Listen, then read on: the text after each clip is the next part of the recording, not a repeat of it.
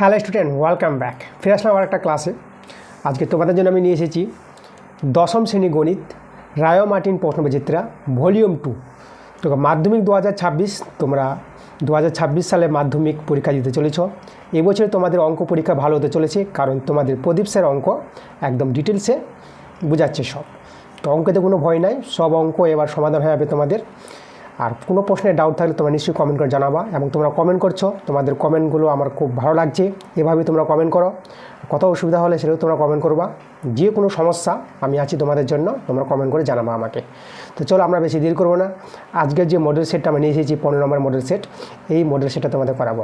এর আগের 1 থেকে 14 নম্বর মডেল সেট দেওয়া হয়ে গেছে, যারা দেখোনি তোমরা আগে 1 থেকে 14 নম্বর মডেল সেটগুলো আগে দেখে নাও। তো চলো আজকে আমরা মডেল সেট 15 নম্বর দেখো, আমরা চলে যাবো প্রথম প্রশ্নে। তো আমাদের দেখো 1 নাম্বার, একের প্রশ্নগুলো আমরা করাবো, যে এমসিকিউ টাইপের প্রশ্নগুলো আছে।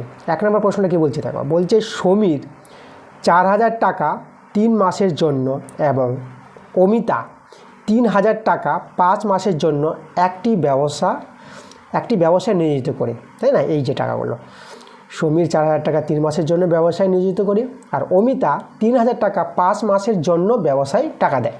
তাই লভ্যাংশ সমীর ও অমিতার মধ্যে যে অনুপাতে বণ্টিত হবে সেটা বের করতে বলেছি, মানে লভ্যাংশের অনুপাত বের করতে বলেছি তাদের।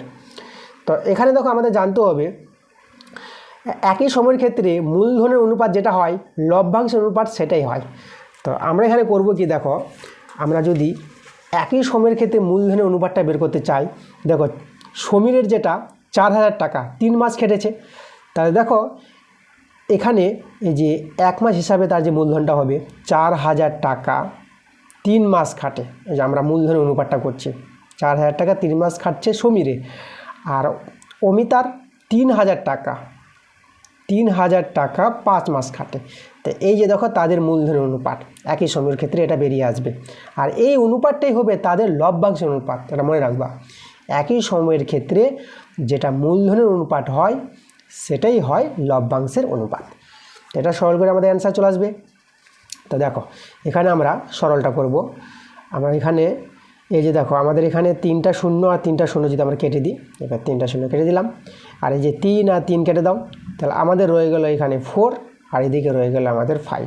তাহলে 4:5 এটাই হচ্ছে তাদের লভ্যাংশের অনুপাত। ঠিক আছে, মানে যেটা বললাম, যেটা তো মূলধনের অনুপাত আমরা বের করছি, দেখো এগুলো মূলধন, তো মূলধনের অনুপাতটাই হবে লভ্যাংশের অনুপাত হয়ে যাবে। তো আমাদের অ্যান্সার 4:5। দেখো কত নম্বর অপশানটা মিলছে, আমাদের সি নম্বর অপশানটা মিলেছে। আচ্ছা, এরপরে চলে যাবো আমরা 2 নম্বর প্রশ্নে। দেখো 2 নম্বর প্রশ্নে আমাদের একটা সমীকরণ দেওয়া আছে। তো এই সমীকরণের বাস্তব বীজের সংখ্যা বের করতে বলেছে। তো এই সমীকরণটাকে আমরা সাজিয়ে নিব, দ্বিঘাত সমীকরণ আকারে সাজাবো। তো দেখো তো সমীকরণটা আছে।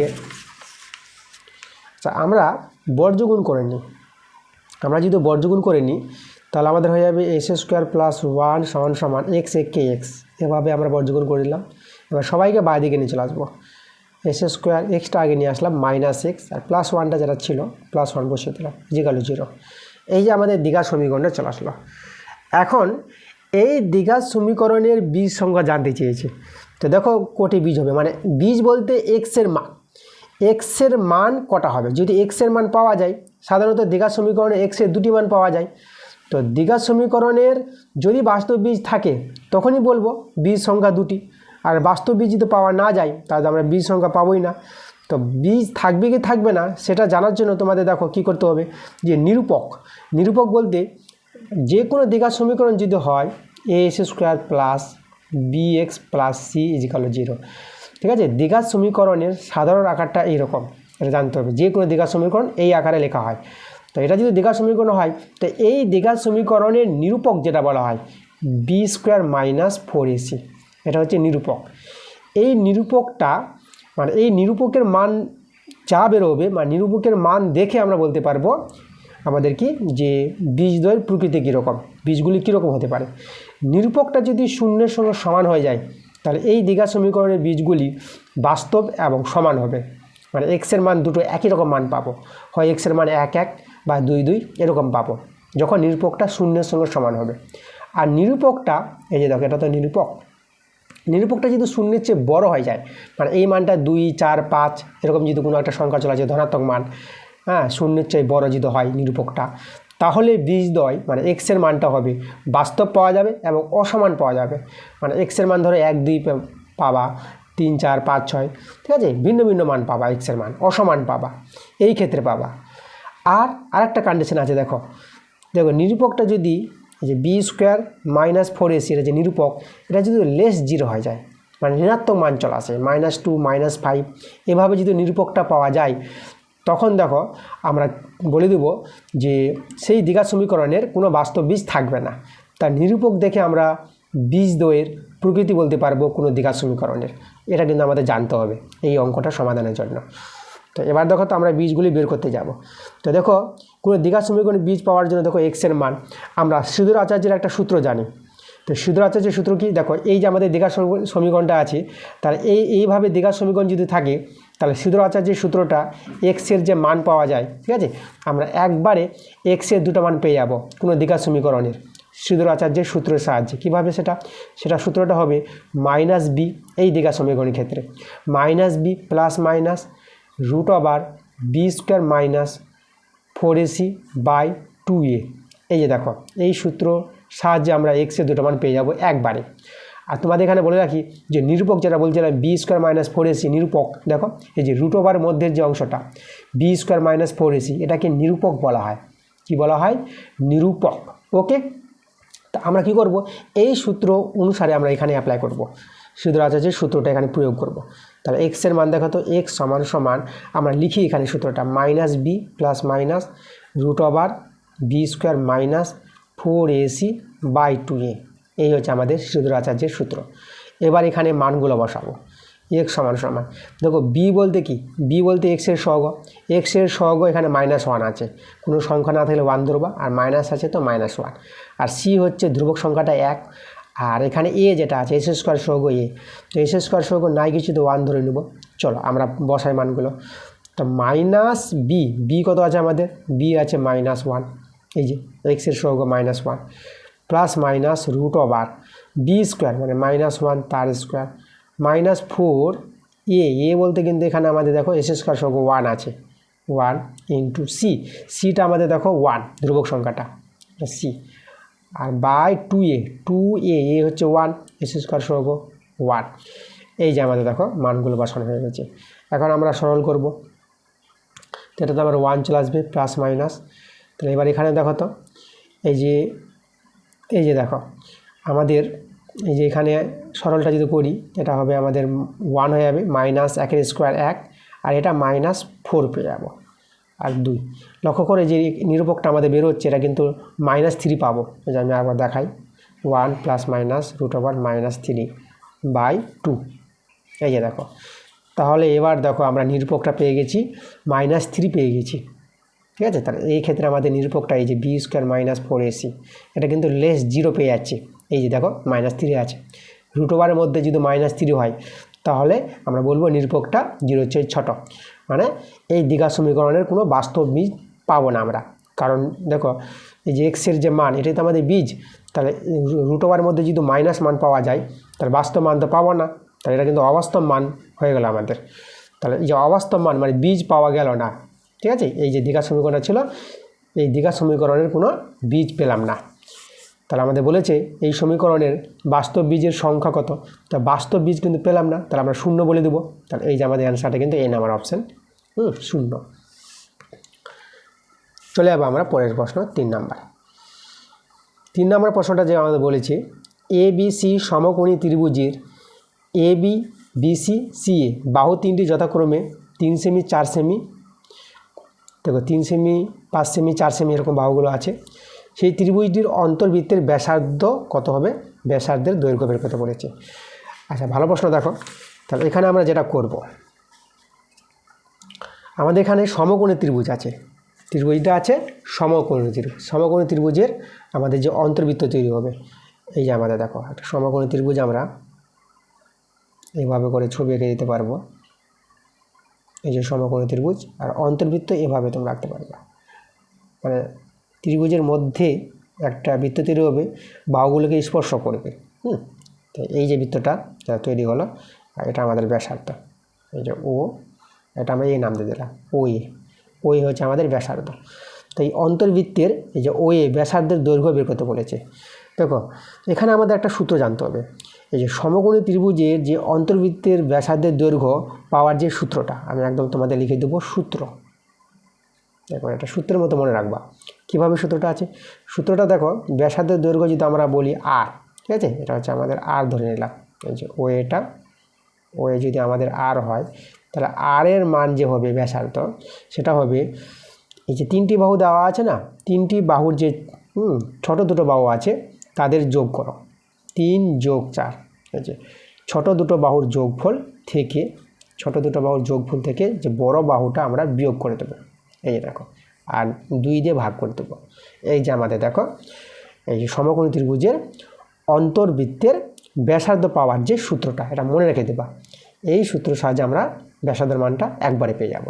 তাহলে আর আমাদের কত বের হবে, তাহলে আর বেরিয়ে যাবে, দেখো এটা হচ্ছে আমাদের 7 - 5/2। তাহলে আর সমান সমান হয়ে যাবে, এখান থেকে যদি আমরা বিয়োগ করি এটা হয়ে যাবে আমাদের 2, আর 2 নিচে আছে 2 দিয়ে কাটাকাটি করলে পরে তাহলে আর এর মানটা দেখো তো আমরা 1 পেয়ে গেলাম। এই যে আমাদের ব্যাসার্ধ। আমাদের এই যে সমকোণী ত্রিভুজের অন্তর্বৃত্তের যে ব্যাসার্ধের দৈর্ঘ্য বের করতে বলেছিল আমরা কত পেয়ে গেলাম, আমরা 1 পেয়ে গেলাম। এই যে 1 সেমি, যদি এককগুলো সেমি ছিল বাহুগুলো তাহলে 1 সেমি, অ্যান্সারটা 1 সেমি। দেখো তো অপশান আমাদের এ নাম্বার অপশানটা মিলছে। চলে যাবো আমরা 4 নম্বর প্রশ্নে। দেখো 4-এর প্রশ্নটা আমাদের এখানে দেওয়া আছে tan alpha plus cot alpha সমান 2 যদি হয় তাহলে এই যে আমাদের এর মানটা বের করতে বলেছে। তাহলে আমরা দেখো এখানে এই যে সরল করে আমরা tan আলফা আর cot আলফার মানটা কিন্তু বের করে নিতে পারবো। দেখো কীভাবে, এই যে দেখো tan আলফা আছে আমরা টুকলাম, আর যে cot আলফা আছে না একে আমরা 1/tan আলফা করতে পারবো, আর ডান দিকে 2 আছে। আচ্ছা এখন কি করো, লসাগু করে না, ভগ্নাংশ যোগ। এই যে tan আলফা লসাগু, এই যে একটাই হর আছে লসাগু, আর এটা তো গুণ হয়ে যাবে, এটা হয়ে যাবে tan স্কোয়ার আলফা, আর tan আলফা মিলে গেছে তাহলে এটা 1টা নেমে যাবে উপরেরটা, এর উপরে কিন্তু 1 ছিল, 1টা নেমে আসবে, আর এদিকে 2 আছে। আচ্ছা এমপ্লাইজ, তাহলে এবার দেখো তো এখানে আমরা যদি বর্গগুণ করে নিই তাহলে আমাদের এখানে রয়ে যাবে tan স্কোয়ার আলফা প্লাস 1 সমান, আর এদিকে 2 tan আলফা আমরা পেয়ে যাব। সবাইকে বাঁদিকে নিচে লাগবো, যে বাঁদিকে আমরা নিয়ে আসি, দেখো আমাদের হয়ে থাকবে। আচ্ছা এটা আমরা tan স্কোয়ার আলফা এটা আগে নিয়ে আসলাম, -2 tan আলফা, আর +1 ছিল আমরা +1 দিয়ে দিলাম, ইকুয়াল টু 0। ডান দিকে কিছু নাই তো 0 দিয়ে দেবা। এমপ্লাইজ দেখো এটা আমাদের পূর্ণ বর্গাকারে প্রকাশ করা যাবে, আমি একটু সাজিয়ে যদি লিখি, এই যে tan আলফা মানে tan আলফাকে a ধরবো, আর a স্কোয়ার -2a, tan আলফাটা a, আর b কে আমরা দেখো এখানে 1 নিতে পারবো, b হচ্ছে 1 আমাদের, আর প্লাস b স্কোয়ার মানে 1 স্কোয়ার। এই যে দেখো a square -2ab plus b square পূর্ণ বর্গাকারে প্রকাশ করলাম। তাহলে এই সূত্রটা কি, a - b হোল স্কোয়ার সূত্র, এটা a - b হোল স্কোয়ার। তো আমরা এখানে লিখবো a বলতে তো tan আলফা মাইনাস b হচ্ছে 1 তার হোল স্কোয়ার ইকুয়াল টু 0। আচ্ছা 0 থাকলে পরে স্কোয়ার উঠাতে পারবো, tan আলফা -1 ইকুয়াল টু 0 হয়ে যাবে, কারণ 0-এর বর্গমূল তো 0ই হয়। তো দেখো এটা দেখা যাচ্ছে না, এই যে দেখো tan আলফা -1 ইকুয়াল টু 0, বর্গ উঠালে আমাদের √ চাপে, তো 0-র যে বর্গমূল 0, তার জন্য আমরা এটা হয়ে যাবে আমাদের। তো এখান থেকে tan আলফার মানটাতে পেয়ে যাবো, -1টা থেকে 1 হয়ে গেল। দেখো tan আলফার মান আমরা 1 পেয়ে গেলাম। আচ্ছা এই মানটা কিন্তু আমাদের প্রয়োজন পড়বে, ওকে। আচ্ছা এবার দেখো cot আলফার মানটা আমরা কী করে বের করবো, তো আমরা করবো কি, tan আলফা সমান জানি 1/cot আলফা, তাহলে এখানে আমরা লিখবো 1/cot আলফা সমান 1। এবার এখানে কি বর্গগুণ করি, এই যে cot আলফা সমান কত পেয়ে যাবো, 1 পেয়ে যাবো। দেখো cot আলফার মানটাও আমরা পেয়ে গেলাম, এরও মানটা আমাদের ঠিক আছে কাজে লাগবে। তো এবার দেখো তো আমাদের এবার যেটা বের করতে বলেছে আমাদের কী বের করতে বলেছে, এই যে দেখো এর মানটা আমাদের বের করতে বলেছে। এই যে 10⁻25 আলফা প্লাস cot 26 আলফা এর মানটা বের করতে বলেছে। তো চলো, তো আমরা দেখো এই যে tan আলফার মানটা তো 1 পেয়ে গেলাম, তাহলে tan আলফা জায়গায় তো 1 লিখতে পারবো আমরা, আর পাওয়ারে আছে 25, এই যে 1-এর পাওয়ারে 25, প্লাস আর কট আলফার মানটাও কিন্তু আমরা 1 পেয়ে গেছি। দেখো কট আলফা জায়গায় আমরা কত 1 বসিয়ে দেবো। আর পাওয়ারে আছে 26, এই দেখো 26 পাওয়ার দিয়ে দিলাম। এখন আমাদের জানতে হবে 1-এর পর যাই পাওয়ার থাক না কেন সেটা কিন্তু 1 হয়ে যাবে। তাহলে এখানে আমাদের কত হবে 1 হয়ে যাবে। আর 1 যোগের কথা 2, দেখো আমাদের এর মানটা কিন্তু 2 পেয়ে গেলাম। অপশান দেখো সি নাম্বার নিচে। আচ্ছা 5-এর প্রশ্নটা, গোলকের পার্শ্বতলের সংখ্যা। দেখো গোলক বলতে কী জানি আমরা, গোলক হচ্ছে এভাবে ফুটবল, এই যে দেখে যে এখানে বৃত্তাকার ছবিটা, কিন্তু এটা ধরে নাও যে ফুটবল আছে। হ্যাঁ, তো ফুটবল গোলক, পার্শ্বতল, ওর তো পার্শ্বতল, বক্রতল, সমগ্রতল একটাই তল ফুটবলের সম্পূর্ণ যে তলটা। তো গোলকের পার্শ্বতলের সংখ্যা তো আমরা একটি পাবো, সম্পূর্ণ তলটা সমগ্রতল। তাহলে দেখো এখানে অ্যান্সারটা হবে একটি, এই নাম্বার অপশানটা। এবার আমরা চলে যাব 6 নাম্বার প্রশ্নে। আচ্ছা এখানে দেখো 6 নাম্বার প্রশ্নটা আগের ক্লাসে করা হয়েছে। আমাদের বলেছে প্রথম 10টি স্বাভাবিক সংখ্যার গড় এ এবং মধ্যমা এম হলে এই যে সম্পর্কটি, এখানে আমাদের ডি নাম্বার অপশানটা হবে এ সমান এম। এই অঙ্কটা আমরা করে দিয়েছি আগের ক্লাসে, তোমরা পেয়ে যাবা। আমি তোমাদের বলে দিই তোমাদের কোথায় যেতে হবে। আচ্ছা দেখো মডেল সেট, তোমরা চলে যাবে মডেল সেট 10 নাম্বার। এই যে এম থেকে মডেল সেট দিলাম, মডেল সেট এম থেকে। তাহলে মডেল সেট 10 নম্বরে যাবা, সেখানে দেখবা যে 1-এর 6 নাম্বার যে অঙ্কটা আছে একদম একই অঙ্ক। সেখানে আমি বুঝিয়ে দিয়েছি কেন যে প্রথম 10টি স্বাভাবিক সংখ্যার গড় আর মধ্যমার সমান হয়, সেটা কিন্তু সেখানে ভালো করে বুঝিয়ে দিয়েছি। তোমরা সেই ক্লাসটা একদম দেখে নেবা যারা দেখোনি। তা আমরা চলে আসবো 2-এর প্রশ্নগুলোতে, শূন্যস্থান। আচ্ছা 2-এর 1 নম্বর প্রশ্নটা আমাদের এখানে বার্ষিক সুদের হারটা দেওয়া আছে, আর 2p টাকা, এটা হচ্ছে আসল এই টাকার যত টাকার পড়বে, আসলটা 2p টাকা, টি বছর, সময়টা টি বছরের সুদ আসল আমাদের বলেছে এই যে 2p প্লাস এখানে কত হবে। তো সুদ আসল আমরা বের করব, সুদ আসল বের করে দেখব যে আমাদের শূন্যস্থান কত বসবে, তখন আমরা অ্যান্সারটা পেয়ে যাব। তো দেখো এখানে আমরা সুদটা আগে বের করব, তাই তো। সুদ যদি পেয়ে যাই তাহলে এই যে সুদের সঙ্গে আসল যোগ করে সুদ আসল, তাহলে সুদ দেখো যেটা আমরা বের করব সুদ। তো সুদের সূত্র যেটা আমরা জানি, সরল সুদের সূত্র PTR/100, PTR/100, এটা হচ্ছে সরল সুদের সূত্র। মান বসাও, এখানে পি বলতে 2p, দেখো আসলটা এখানে কিন্তু 2p বলেছে, আর সময়টা কিন্তু টিএ বলেছে, কিন্তু আরটা সুদের হার কিন্তু R/2, এই যে R/2, আর যে নিচে 100 আছে, আচ্ছা আমরা 1/100 করে দিলাম, এই যে নিচের 100টাকে 1/100। তো চলো আমরা সরল করে নিই। তাহলে এখানে 2 আর 2 কাটাতে পারবা, তাহলে PTR বাই, দেখো PTR বাই নিচে আমরা এই যে 100টা দিলাম, তো দেখা যাচ্ছে না, PTR বাই এই যে 100, এই যে দেখো। তো আমাদের কিন্তু এটা সুদ, তাই না, আর আসল কিন্তু আমাদের ছিল 2p। এই যে আমাদের যে আসলটা দেখো, আসলটা বলেছে আমাদের 2p, তাহলে আসল আর সুদ যোগ করে এই যে আসলটা দেওয়াই আছে 2p, তাহলে সুদ আমাদের হবে এই যে এটা দেখো, এই যে PT, তাহলে অ্যান্সারটা এখানে বসবে PTR/100, তাই তো। আমাদের সুদটাই এখানে আমাদের দেখাতে বলেছিল, আসল প্লাস সুদ মিলে হচ্ছে সুদ আসল, তোকে অ্যান্সার পেয়ে গেছি, এটাই হবে আমাদের অ্যান্সার PTR/100। এবার চলে যাবো আমরা 2 নম্বর প্রশ্ন। তো দেখো এখানে আমাদের যে সমীকরণটা দেওয়া আছে না, এই যে 3x = 4y = 5z, আর এখানে x = y = z, এদের অনুপাতটা বের করতে বলেছে। তা দেখো আমরা সহজে কিন্তু এই অঙ্কটা করে নিতে পারবো। তো এখানে দেখো এই যে আছে 3x আছে না, তাহলে আমরা x/1/3 এটা কিন্তু লিখতে পারবো। এটাকে সরল করলে তো আবার 3xই পাবো, আর y 4y ছিল, তাহলে y/1/4 করে দিলাম, আর 5z আছে তো আমরা z/1/5 লিখে দিলাম। দেখো এভাবে কিন্তু করা যাবে এই জিনিসটাকে, কারণ এটাকে যদি তুমি সরল করো, এই যে এদেরকে সরল করলে আবার এদেরই ফিরে পাবো, মানে এটা উল্টে চলে যাবে উপরে, এই যে উপরে উল্টে চলে যাবে, তাহলে এটা আমরা লিখতে পারবো। কিন্তু কেন লিখলাম, এখন দেখো এই যে আমাদের বলেছিল যে x = y = z, এই যে মানটা বের করতে বলেছিল। তো লক্ষ্য করে এখন আমরা এই যে x-এর জায়গায় না 1/3 বসাতে পারবো, y-এর জায়গায় 1/4 বসাতে পারবো, আর z-এর জায়গায় 1/5 বসাতে পারবো অনুপাতে, যেহেতু অনুপাতে আছে এরা। তাহলে এখানে দেখো 1/3 বসিয়ে দিলাম x-এর জায়গায়, আর y-এর জায়গায় 1/4, আর z-এর জায়গায় বসাবো 1/5। বাস, এই দেখো এটা সরল করলে আমাদের অ্যান্সার। এখন এই যে অনুপাতটা আমাদের পূর্ণ সংখ্যায় করে নিতে হবে। এখন পূর্ণ সংখ্যা করতে গেলে এই যে হরটি আছে না 3, 4, 5, এই যে হরগুলো লসাগু করতে হয়, তো 3, 4, 5 তো লসাগু তো যাবে না, তো আমাদের কী করতে হবে, গুণ করতে হবে। 3, 4, 12, 12, 5, 60, তার 60 দিয়ে গুণ করে দাও সবাইকে, তাকে 1/3 আছে, আমরা 60 দিয়ে গুণ করবো। এই যে দেখো H2 1/4, তা আমরা গুণ করবো কত দিয়ে, 60 দিয়ে, ইন্টু, আচ্ছা ইন্টু হবে না, সরি, এখানে H2 হবে। আর আছে 1/5, গুণ করবো 60 দিয়ে, চলো কাটাকাটি করে নাও, এটা হবে 20 পাবা কাটাকাটি, এটাতে 15 পেয়ে যাবা, আর এটা 5 দিয়ে কাটাকাটি করবা, ঠিক আছে। আচ্ছা হ্যাঁ, 15, 4, 60, আর 5 দিয়ে যদি আমরা কাটাকাটি করি কত আসবে দেখো, এটা 12 পাবা, এই যে 12 পাচ্ছে 60, এই যে দেখো।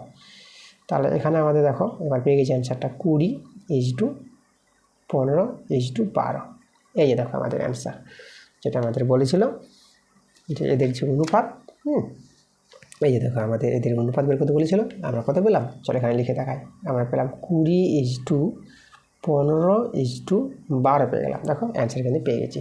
এবার কিন্তু তোমরা সহজভাবে একবারে অ্যান্সারটা বের করে নিতে পারবা। অনেকে দেখো, অনেকে কী করে, অনেকে কে ধরে এক্সের মান বের করে, এক্সের মান দেখবা যে k/3 পাবা, ওয়াইয়ের মানটা k/4 পাবা, তো এভাবে, হ্যাঁ সেভাবে যদি কে ধরে করো তো দেখবো একই তোমাদের আসবে, কোনো অসুবিধা হবে না। তো তোমরা কে না ধরে এভাবে আমার মতো করে নিতে পারবা, যেভাবে আমি তোমাদের দেখালাম অঙ্কটা। ওকে, আচ্ছা চলো আমরা পরের অঙ্কে চলে যাই। এবার দেখো আমাদের 3 নম্বর প্রশ্নটা। আচ্ছা এখানে দেখো দুটি সদৃশ্য ত্রিভুজের ক্ষেত্রফলের অনুপাত দেওয়া আছে, তা তাদের ভূমির অনুপাত আমাদের বের করতে বলেছে। দেখো সদৃশ্য ত্রিভুজ কী জিনিসটা, তো এখানে দেখো সদৃশ্য ত্রিভুজ বলতে আমি যদি দুটো ত্রিভুজের ছবি আঁকি, এই যে দেখো একটা ত্রিভুজের নাম আমরা এ বি সি দিলাম, আর একটা ত্রিভুজ নিয়ে নিলাম, দুটি ত্রিভুজ নিয়ে সদৃশ্য, এর নাম আমরা দেব পি কিউ, এটা আর দিয়ে দিলাম।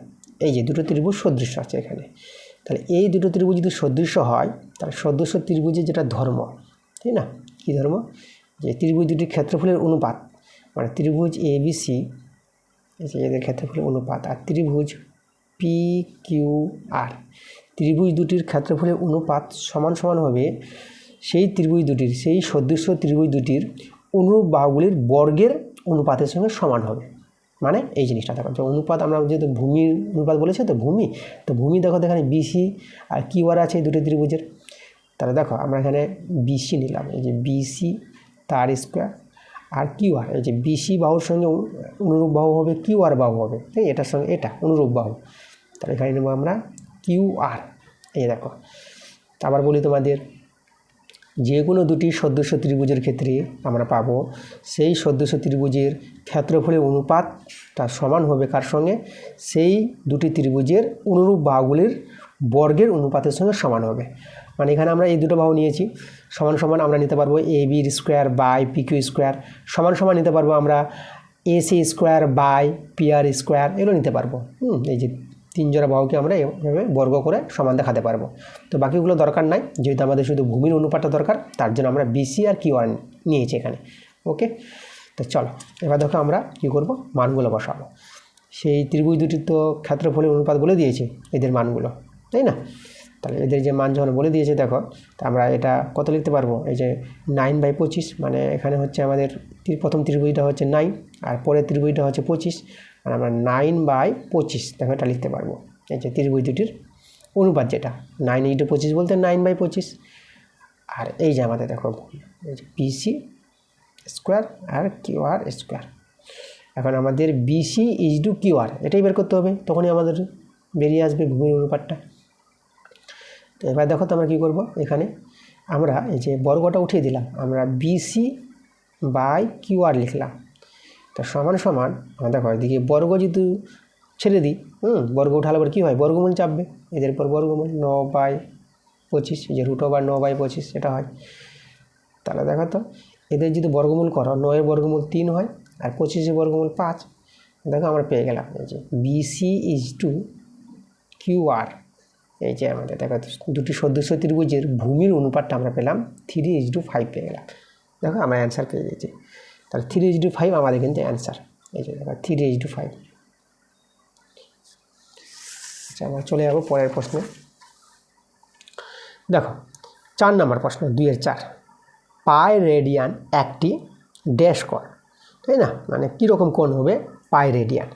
তো দেখো পাই রেডিয়ান বলতে আমরা কী বুঝি, আমাদের জানতে হবে যে পাই রেডিয়ান। তো দেখো এই যে পাই রেডিয়ান যেটা হয়, পায়ের মানটা, হ্যাঁ, এটাতে পাই হচ্ছে আমাদের বৃত্তীয় মানে আছে, একে যদি আমি ষষ্ঠিক মানে নিয়ে যাই তাহলে পাই সমান সমান পেয়ে যাবা 180 ডিগ্রি। এটা মনে রাখবা, পাই সমান সমান 180 ডিগ্রি মানে পাই রেডিয়ান। ঠিক আছে, পাই রেডিয়ান সমান সমান 180 ডিগ্রি। রেডিয়ানকে সি দিয়েও চিহ্নিত করা হয়, পাই সি যেটা। ওকে, তাহলে এই যে 180 ডিগ্রি কোণটা, এটা কোন ধরনের কোণ, এটা হচ্ছে সরল কোণ। তো দেখো আমরা কিন্তু অ্যান্সার পেয়ে গেছি, সরল কোণ। কী ধরনের কোণ হবে, পাই রেডিয়ানটা সরল কোণ হবে। তাহলে অ্যান্সার লিখে দেবো আমরা সরল কোণ। আচ্ছা, 5 নম্বর প্রশ্ন দেখো, এখানে লম্ব বৃত্তাকার শঙ্কুর আয়তন দেওয়া আছে ভি, ভূমির ব্যাসার্ধ আর, উচ্চতা এইচ হলে এইচের মানটা বের করতে বলেছে। আচ্ছা, তা দেখো তো লম্ব বৃত্তাকার শঙ্কুর আয়তনের সূত্র আমরা জানি, কী সূত্রটা, 1/3 পাই আর স্কোয়ার। দেখো আর বলতে ভূমির ব্যাসার্ধ আর, যেটা আছে বড় হাতের আর আছে, আর স্কোয়ার ইন্টু এইচ, এইচ হচ্ছে উচ্চতা, বড় হাতের এইচ আছে, এই যে দেখো, তাই না, শঙ্কুর ভূমির ব্যাসার্ধ বড় হাতের আর এবং উচ্চতা বড় হাতের এইচ যদি হয়, তাহলে সেই শঙ্কুর আয়তনের যে সূত্রটা এটা 1/3 পাই আর স্কোয়ার এইচ, এটা মনে রাখবা। এবার এই আয়তনটা বলে দিয়েছে আমাদের ভি, তাহলে আমাদের দেখো এখান থেকে এইচের মানটা বের করে নিতে হবে, তাই না, এইচের মানটা আমাদের বের করতে বলেছে। চলো আমরা এইচের মানটা বের করি। তো প্রথমে আমরা কী করব, এই যে 3টাকে বর্জন করে নিই, পাই আর স্কোয়ার এইচ আমরা রেখে দিলাম, আর 3টা ভি এর সঙ্গে এই যে বর্জগুণ হয়ে যাবে, কোনাকুনি গুণ, আমরা এখানে 3b লিখতে পারবো।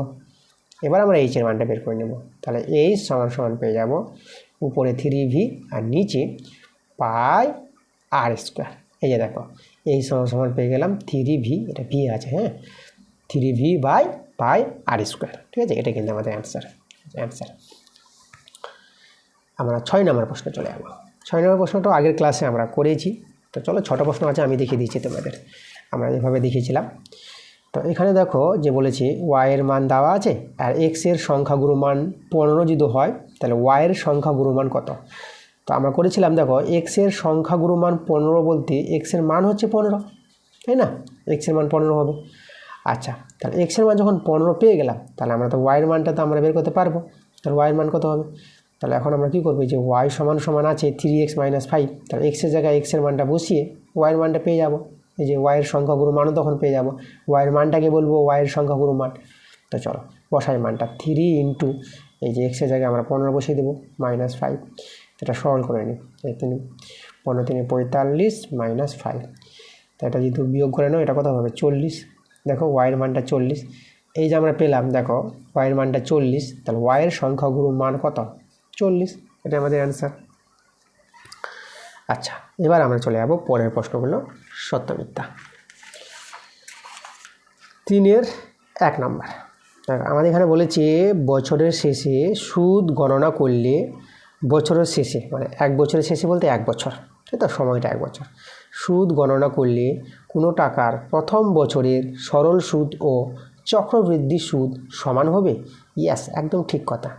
1 বছর সময়, যখন 1 বছর সময়টা থাকলে সরল সুদ যেটা হবে, চক্রবৃদ্ধি সুদ সেটাই হয়। আর যখনই সময়টা 1 বছরের বেশি হবে, 2 বছর বা 3 বছর, তখন চক্রবৃদ্ধি সুদটা সরল সুদের চেয়ে তখন বেড়ে যায়। ঠিক আছে, মনে রাখবা তোমরা একদম, এটাই হচ্ছে আমাদের সরল সুদ আর চক্রবৃদ্ধি সুদের একদম ভালো একটা পার্থক্য। 1 বছরের সময় যখন, তখন সরল সুদ আর চক্রবৃদ্ধি সুদ সমান হবে। আর 2 বছর 3 বছরের ক্ষেত্রে তখন কি হয়, যে সরল সুদটা বেশি হবে, চক্রবৃদ্ধি সুদটা বেশি হবে সরল সুদের চেয়ে। তা এখানে 1 বছরের সময়টা বলেছে, প্রথম বছর মানে 1 বছর, তো 1 বছর সময় সরল সুদ ও চক্রবৃদ্ধি সুদ সমান হবে, তাহলে কথাটা কিন্তু সত্য বলেছে, তাহলে এখানে আমরা সত্য লিখে দেব। এবার চলে আসবো আমরা 3-এর 2 নম্বর প্রশ্নটা। আমাদের দেখো এখানে ভেদ দেওয়া আছে, 3টি ভেদ দেওয়া আছে পরপর, তাহলে এখানে ABC কি 1 হবে। তো চলো আমরা চেক করি। তো চেকটা করব, আমাদের কি করতে হবে, এই যে 3টি ভেদ দেওয়া আছে না, তা আমরা কী করবো, ভেদগুলো আমরা তুলে দেবো। দেখো A/B ভেরিয়েস, ভেদকে আমরা ভেরিয়েস বলবো, ভেদের ইংরেজি ভেরিয়েশন, আর সেখান থেকে কথাটা এসেছে ভেরিয়েস সংক্ষেপে যেটা। তাহলে A/B ভেরিয়েস C আছে, তাহলে ভেদ তুলে দিলে সমান সমান নিবা, আর একটা ধ্রুবক K1 চলে আসবে C, এটাকে ভেদ তুলে দিলাম। আচ্ছা, তারপরে দেখো পরেরটা যে আছে ভেদটা বি বাই সি ভেরিয়েস এ আছে, তাহলে বি বাই সি সমান সমান কে টু এ হয়ে যাবে। দেখো তারপরেরটা, আচ্ছা পরের ভেদটা দেখো সি বাই এ ভেরিয়েস বি আছে, তাহলে আমরা এখানে লিখতে পারবো সি বাই এ সমান সমান কে থ্রি বি। দেখো আমরা 3 জায়গা থেকে ভেদ তুলে দিয়েছি। তাহলে এখন আমরা কী করবো, এই যে এবিসির মানটা দেখাতে হবে। তো আমরা এই যে এবিসির মানটা দেখানোর জন্য আমরা করব কি, তো আমরা এখানে লক্ষ্য করো, আমরা যদি এখানে গুণ করে নিতে চাই, তাই না, আমরা গুণ করে নিই সবাইকে। এই যে 3টা সমীকরণ আছে এখানে, 3টা সমীকরণকে আমরা গুণ করে নেব। তো 3টা সমীকরণ গুণ মানে দেখো তো বাম পক্ষগুলো গুণ, মানে এ বাই বি গুণিত বি বাই সি গুণিত সি বাই এ। এই যে দেখো সমীকরণগুলির বাম পক্ষ গুণফল, বাম পক্ষের গুণফল সমান সমান আর সমীকরণগুলির ডান পক্ষের গুণফল। ডান পক্ষগুলো দেখো ডান দিকে যা আছে, প্রথমটা আছে কে ওয়ান সি গুণিত, তারপরটাতে আছে কে টু এ গুণিত, তারপরটাতে আছে কে থ্রি বি আছে। এই যে দেখো এভাবে আমরা কী করলাম, 3টি সমীকরণকে গুণ করে দিলাম। তোমাদের এখানে একটা কথা বলি যে কে one K two K three এদের পরিচয় তোমরা লিখে দেবো পাশে, এরা হচ্ছে অশূন্য ভেদ ধ্রুবক। ওকে, আচ্ছা তাহলে এখানে দেখো তো এবার আমরা কি করব, এখানে দেখো আমাদের কাটাকাটি করা যাচ্ছে, বি বি কেটে যাচ্ছে, সি সি কেটে যাচ্ছে, এ এ কেটে যাচ্ছে।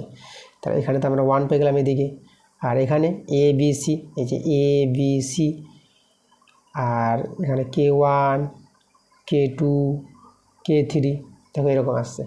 আচ্ছা আমরা এখান থেকে যদি এ বি সির মানটা বের করি, যেটা আমাদের সম্পর্কটা এ বি সির সঙ্গে দেখাতে বলেছিল, তাহলে আমরা এখানে দেখো আমরা লিখতে পারবো এ বি সি সমান সমান 1 by K one K two K three. দেখো তো এবিসির মানটা কিন্তু এটা পাচ্ছি, আমাদের বলেছিল এবিসির মান 1 হবে। দেখো দেখো এটা আমাদের একটা ধ্রুবক, তো ধ্রুবক বলতে যে কোনো ধ্রুবক হতে পারে, এখানে শুধু 1 দেখিয়েছে, আমাদের এখানে তো 1 আসলো না, তাই না। তাহলে আমাদের কিন্তু দেখো এটা কিন্তু সত্য বলবো না, এটা কিন্তু মিথ্যা বলে দেবো। আমাদের সরল করে যেহেতু 1 চলে আসতো না, এবিসির মানটা 1 আসলে পরে সত্য বলতাম, যেহেতু 1 আসেনি, 1 ছাড়া অন্য মান চলে এসেছে, তার জন্য আমরা মিথ্যা বলে দিলাম, এটা অ্যান্সার হবে মিথ্যা। 3 প্রশ্নটা, একটি বিন্দুকে কেন্দ্র করে একটি মাত্র বৃত্ত অঙ্কন করা যায়। চলো আমরা দেখি কতগুলো বৃত্ত অঙ্কন করা যাবে একটি বিন্দুকে কেন্দ্র করে। আমাদের একটা সহজই প্রশ্ন আছে, দেখো তো আমি এখানে দেখাচ্ছি তোমাদের। দেখো একটা বিন্দু নিলাম, এই যে একটা বিন্দু, তাহলে এই বিন্দুটাকে কেন্দ্র করে, ঠিক আছে, এই বিন্দুটাকে আমরা ও বিন্দু নিলাম। তাহলে এই বিন্দুকে কেন্দ্র করে আমরা একটা এভাবে করে বৃত্ত তৈরি করতে পারবো, এই যে এভাবে, আর একটা বৃত্ত তৈরি করতে পারবো, তাই না। যে এখান থেকে কোনো ব্যাসার্ধের মাপ নিয়ে যে রুল কম্পাসের সাহায্যে অনেক বৃত্ত তুমি তৈরি করতে পারবা যত খুশি, ঠিক আছে। একটা কেন্দ্রবিন্দু দিয়ে অসংখ্য বৃত্ত তৈরি করা যাবে, কিন্তু এখানে কি বলেছে একটি মাত্র বৃত্ত অঙ্কন করা যাবে, তাহলে কথাটা তো ঠিক বলেনি। তাহলে আমরা এখানে অ্যান্সারটা কী লিখবো, মিথ্যা লিখবো, অ্যান্সার আমাদের মিথ্যা। আচ্ছা তারপরে দেখো 4 নম্বর প্রশ্নটা বলছে sec থিটা এর মান 1-এর বেশি হতে পারে না। আচ্ছা চলো আমরা চেক করি 1-এর বেশি হবে না কম হবে। দেখো কীভাবে চেক করবো, এখানে দেখো sec থিটা, তো এই যে sec থিটা, sec থিটার বাংলাটা আমাদের জানতে হবে। দেখো sec থিটার বাংলা জানতে গেলে cos থিটার বাংলা আগে জানবা। cos থিটার বাংলা হচ্ছে ভূমি বাই অতিভুজ, আর cos-এর উল্টো sec হয়, তো sec থিটার বাংলা কী হবে, অতিভুজ বাই ভূমি। এই যে অতিভুজ বাই ভূমি, ঠিক আছে। এই যে সমকোণী ত্রিভুজ, এই যেভাবে দেখো দেখাচ্ছে কোনো একটি সমকোণী ত্রিভুজ, এই দেখো আমাদের এই থিতা কোণ, এই কোণটা আছে থিতা কোণের সাপেক্ষে এটা ভূমি, এটা লম্ব, এটা হচ্ছে অতিভুজ। তাহলে এই যে দেখো অতিভুজ বাই ভূমি, এই মানে এই যে আমাদের এটা হচ্ছে ভূমি, এই ভূমি আর এই যে অতিভুজ, এই অতিভুজ ভূমির যে অনুপাতটা, এদের অনুপাতকে বলা হয় sec থিটা। এভাবে এগুলো তৈরি হয়েছে কোণানুপাতগুলো। ওকে, তাহলে আমাদের sec থিটার বাংলা এটা অতিভুজ বাই ভূমি, এটা মনে রাখবা। এখন আমরা কি জানি সমকোণী ত্রিভুজের ধর্ম, যে অতিভুজ বাহুটা হয় বড় বাহু হয়, ভূমির চেয়ে বড়, লম্বের চেয়ে বড় হয়। তাহলে এখানে অতিভুজ বড় বাহু, ভূমি ছোট। তাহলে আমাদের দেখো এই যে মানটা, এই মানটাকে আমরা কি, এটা কিন্তু আমাদের 1-এর চেয়ে বড় আছে, তাই না, যেহেতু লবটা বড় কার চেয়ে, হরের চেয়ে। কেন বড়, তোমার এখানে পাশে বলে দেবা, যেহেতু আমাদের এখানে অতিভুজ বাহুটা বড়, কার চেয়ে বড়, ভূমির চেয়ে বড়। এই যে দেখো, তাহলে অতিভুজ যখন ভূমির চেয়ে বড়, তাহলে আমাদের এই যে মানটা হবে এটা হবে 1-এর চেয়ে বড় মান হবে এটা। তাহলে sec থিটার মানটা কিন্তু কি 1-এর চেয়ে আমরা বেশি পাচ্ছি। দেখো sec থিটার মান 1-এর চেয়ে বেশি। তো এখানে কী বলেছে কথাটা, sec থিটার মান 1-এর বেশি হতে পারে না। এই তো আমাদের কথাটা ঠিক বলেনি, আমাদের sec থিটার মান 1-এর বেশি হতে পারে, হবে, এখানে পারে না বলেছি। তাহলে আমাদের কিন্তু এখানেও অ্যান্সারটা মিথ্যা দাঁড়িয়ে গেল। তা আমরা এখানেও মিথ্যা লিখে দেবো, অ্যান্সার মিথ্যা। ওকে, চলো আমরা চলে যাবো 5 নম্বর প্রশ্নে। তো এখানে দেখো 5-এর যে প্রশ্নটা আমাদের বলেছি, একটি লম্ব বৃত্তাকার চং ও শঙ্কুর উচ্চতা এবং আয়তন সমান হলে, দেখো চঙের এবং শঙ্কুর উচ্চতা আর আয়তন সমান বলে দিয়েছে, ব্যাসার্ধ দ্বয়ের অনুপাত কি এটা হবে? আচ্ছা, তাহলে আমরা প্রথমে করব কি, শঙ্কু আর চঙের আয়তনের সূত্রগুলো কিন্তু এখানে আমাদের জানতে হবে। ওকে, তো এখানে শঙ্কু আর চঙের উচ্চতা যখন সমান বলে দিয়েছে, তাহলে এই যে উচ্চতা আমরা এই ধরে নিলাম, এই যে এই উচ্চতাটা হচ্ছে আমাদের চঙের উচ্চতা আর শঙ্কুর উচ্চতা এইচ। আর ব্যাসার্ধকে আমরা কত ধরে নেব? আচ্ছা দেখো, এই যে চঙের ব্যাসার্ধ, চঙের ব্যাসার্ধকে আমরা এই যে চঙের ব্যাসার্ধকে ধরে নেব বড় হাতের আর ধরে নিই, আর শঙ্কুর ব্যাসার্ধকে আমরা ছোট হাতের আর ধরে নিই। এই যে দেখো চং এবং শঙ্কুর ব্যাসার্ধগুলো ধরে নিলাম। তো এবার আয়তন, দেখো চঙের আয়তনের সূত্র, চলো চঙের আয়তনের সূত্রটা আমরা আগে লিখি। চঙের আয়তনের সূত্র আমাদের জানতে হবে পাই আর স্কোয়ার। সূত্রগুলো কিন্তু ইম্পর্ট্যান্ট। পাই আর স্কোয়ার, দেখো চঙের ব্যাসার্ধ কিন্তু বড় হাতের আর ধরেছি, তা পাই বড় হাতের আর স্কোয়ার এইচ উচ্চতা সমান বলে দিয়েছে, এই যে ছোটো হাতের এইচ সমান আয়তন সমান বলেছে, সমান শঙ্কুর আয়তন। এবার সূত্রটা, শঙ্কুর আয়তনের সূত্র 1/3, এই যে 1/3 পাই আর স্কোয়ার। আর বলতে শঙ্কুর ভূমি ব্যাসার্ধ আমরা আর নিয়েছি, ছোটো হাতের আর স্কোয়ার এইচটা তো উচ্চতা তো সমানই বলেছে, আমরা এটা এইচ নিতে পারবো। তাহলে এই যে দেখো তাদের আয়তনগুলো আমরা সমান করলাম। এখান থেকেই আমাদের বেরিয়ে আসবে চং এবং শঙ্কুর ব্যাসার্ধ দ্বয়ের অনুপাত বেরিয়ে আসবে। যদি এটা হয়তো সত্য, না হলে মিথ্যা। চলো আমরা সরলটা করি। দেখো পাই আমরা কেটে দিতে পারবো, এইচ আর এইচও আমরা কেটে দিতে পারবো। তাহলে এখানে আমাদের দাঁড়িয়ে গেল দেখো আর স্কোয়ার সমান আর 1/3 ছোটো হাতের আর স্কোয়ার। এখানে বর্গমূল করে দিই আমরা, তো এটা হয়ে যাবে আমাদের কত? আচ্ছা বর্গমূল না করে আমরা কাজ করি। আচ্ছা বড় হাতের আর স্কোয়ার আর ছোটো হাতের আর স্কোয়ার সমান 1/3, এটা করে দিলাম। মানে আর স্কোয়ারটাকে এর নিচে নামাতে পারবো, ঠিক আছে, এটা করতে পারবো আমরা। এবার আমরা করব, এই যে এই বর্গ আমরা ছেড়ে দিলাম, দেখো বর্গ আর লিখছি না, এই যে স্কোয়ারটা দিয়ে দিচ্ছি। স্কোয়ার যদি ছেড়ে দিই তাহলে এদিকে আমাদের কি রুট ওভার চাপবে, এটা তো আমরা জানি। আচ্ছা প্লাস মাইনাস হয়, তো প্লাস মাইনাস কিন্তু এখানে হবে না, যেহেতু এগুলো ব্যাসার্ধ, মাইনাস মান পাওয়া যায় না, তার জন্য ধনাত্মক মানটা নিয়ে কাজ হবে। আচ্ছা তাহলে এখানে দেখো, এখানে যদি দেখাই তোমাদের 1-এর বর্গমূল, মানে এখানে এই যা 1-এর বর্গমূল 1 হবে, আর 3-এর তো দেখো 3-এর বর্গমূল তো হয় না, এটা √3 হয়ে যাবে। তাহলে আমরা আর h2 বড় হাতের আর h2 ছোটো হাতের আর আমরা কত পেলাম? 1h2 √3 পেয়ে গেলাম। এই যে দেখো ব্যাসার্ধদের অনুপাত পেলাম 1h2 √3, কিন্তু এখানে আমাদের কত দেওয়া আছে? 2h2 √3 দেওয়া আছে। তাহলে তো কিন্তু আমাদের এটা সত্য হলো না, এটা আমাদের অ্যান্সারটা মিথ্যা চলে আসলো। আচ্ছা এরপরের প্রশ্ন আমরা চলে যাব 6 নম্বর প্রশ্নে। দেখো এখানে 6-এর প্রশ্নটা বলেছে, লেখচিত্রে কেবল বৃহত্তর সূচক ও ক্ষুদ্রতর সূচক অজাইবের ছেদবিন্দু থেকে মধ্যমার মান পাওয়া যায়, কিন্তু যে কোনো একটি অজাইব থেকে মধ্যমার মান পাওয়া যায় না। দেখো এই কথাটা কিন্তু সত্য হবে না, বলেছে যে কোনো একটি অজাইব থেকে মধ্যমার মান পাওয়া যাবে না, যে কোনো একটি অজাইব থেকে মধ্যমার মান পাওয়া যায়। ঠিক আছে, দেখো আমি তোমাদের বই থেকে দেখাচ্ছি, তোমাদের যে গণিত বইটা আছে 353 পাতায় আমি দেখাচ্ছি। দেখো এই যে একটি আমাদের এখানে অজাইব আছে, দেখো এই যে একটি অজাইব, এই একটি অজাইব যে পি বিন্দুতে এখানে একটা মধ্যমার দেখিয়েছে, পি বিন্দুতে এই যে মধ্যমার মান কিন্তু দেখো তৈরি করেছে। এই যে তোমরা দেখেন অঙ্কটা, এই বিন্দুর ভুজের মানই নির্ণয় মধ্যমা, এই যে মধ্যমার মান এখানে দেখিয়েছে বের করে।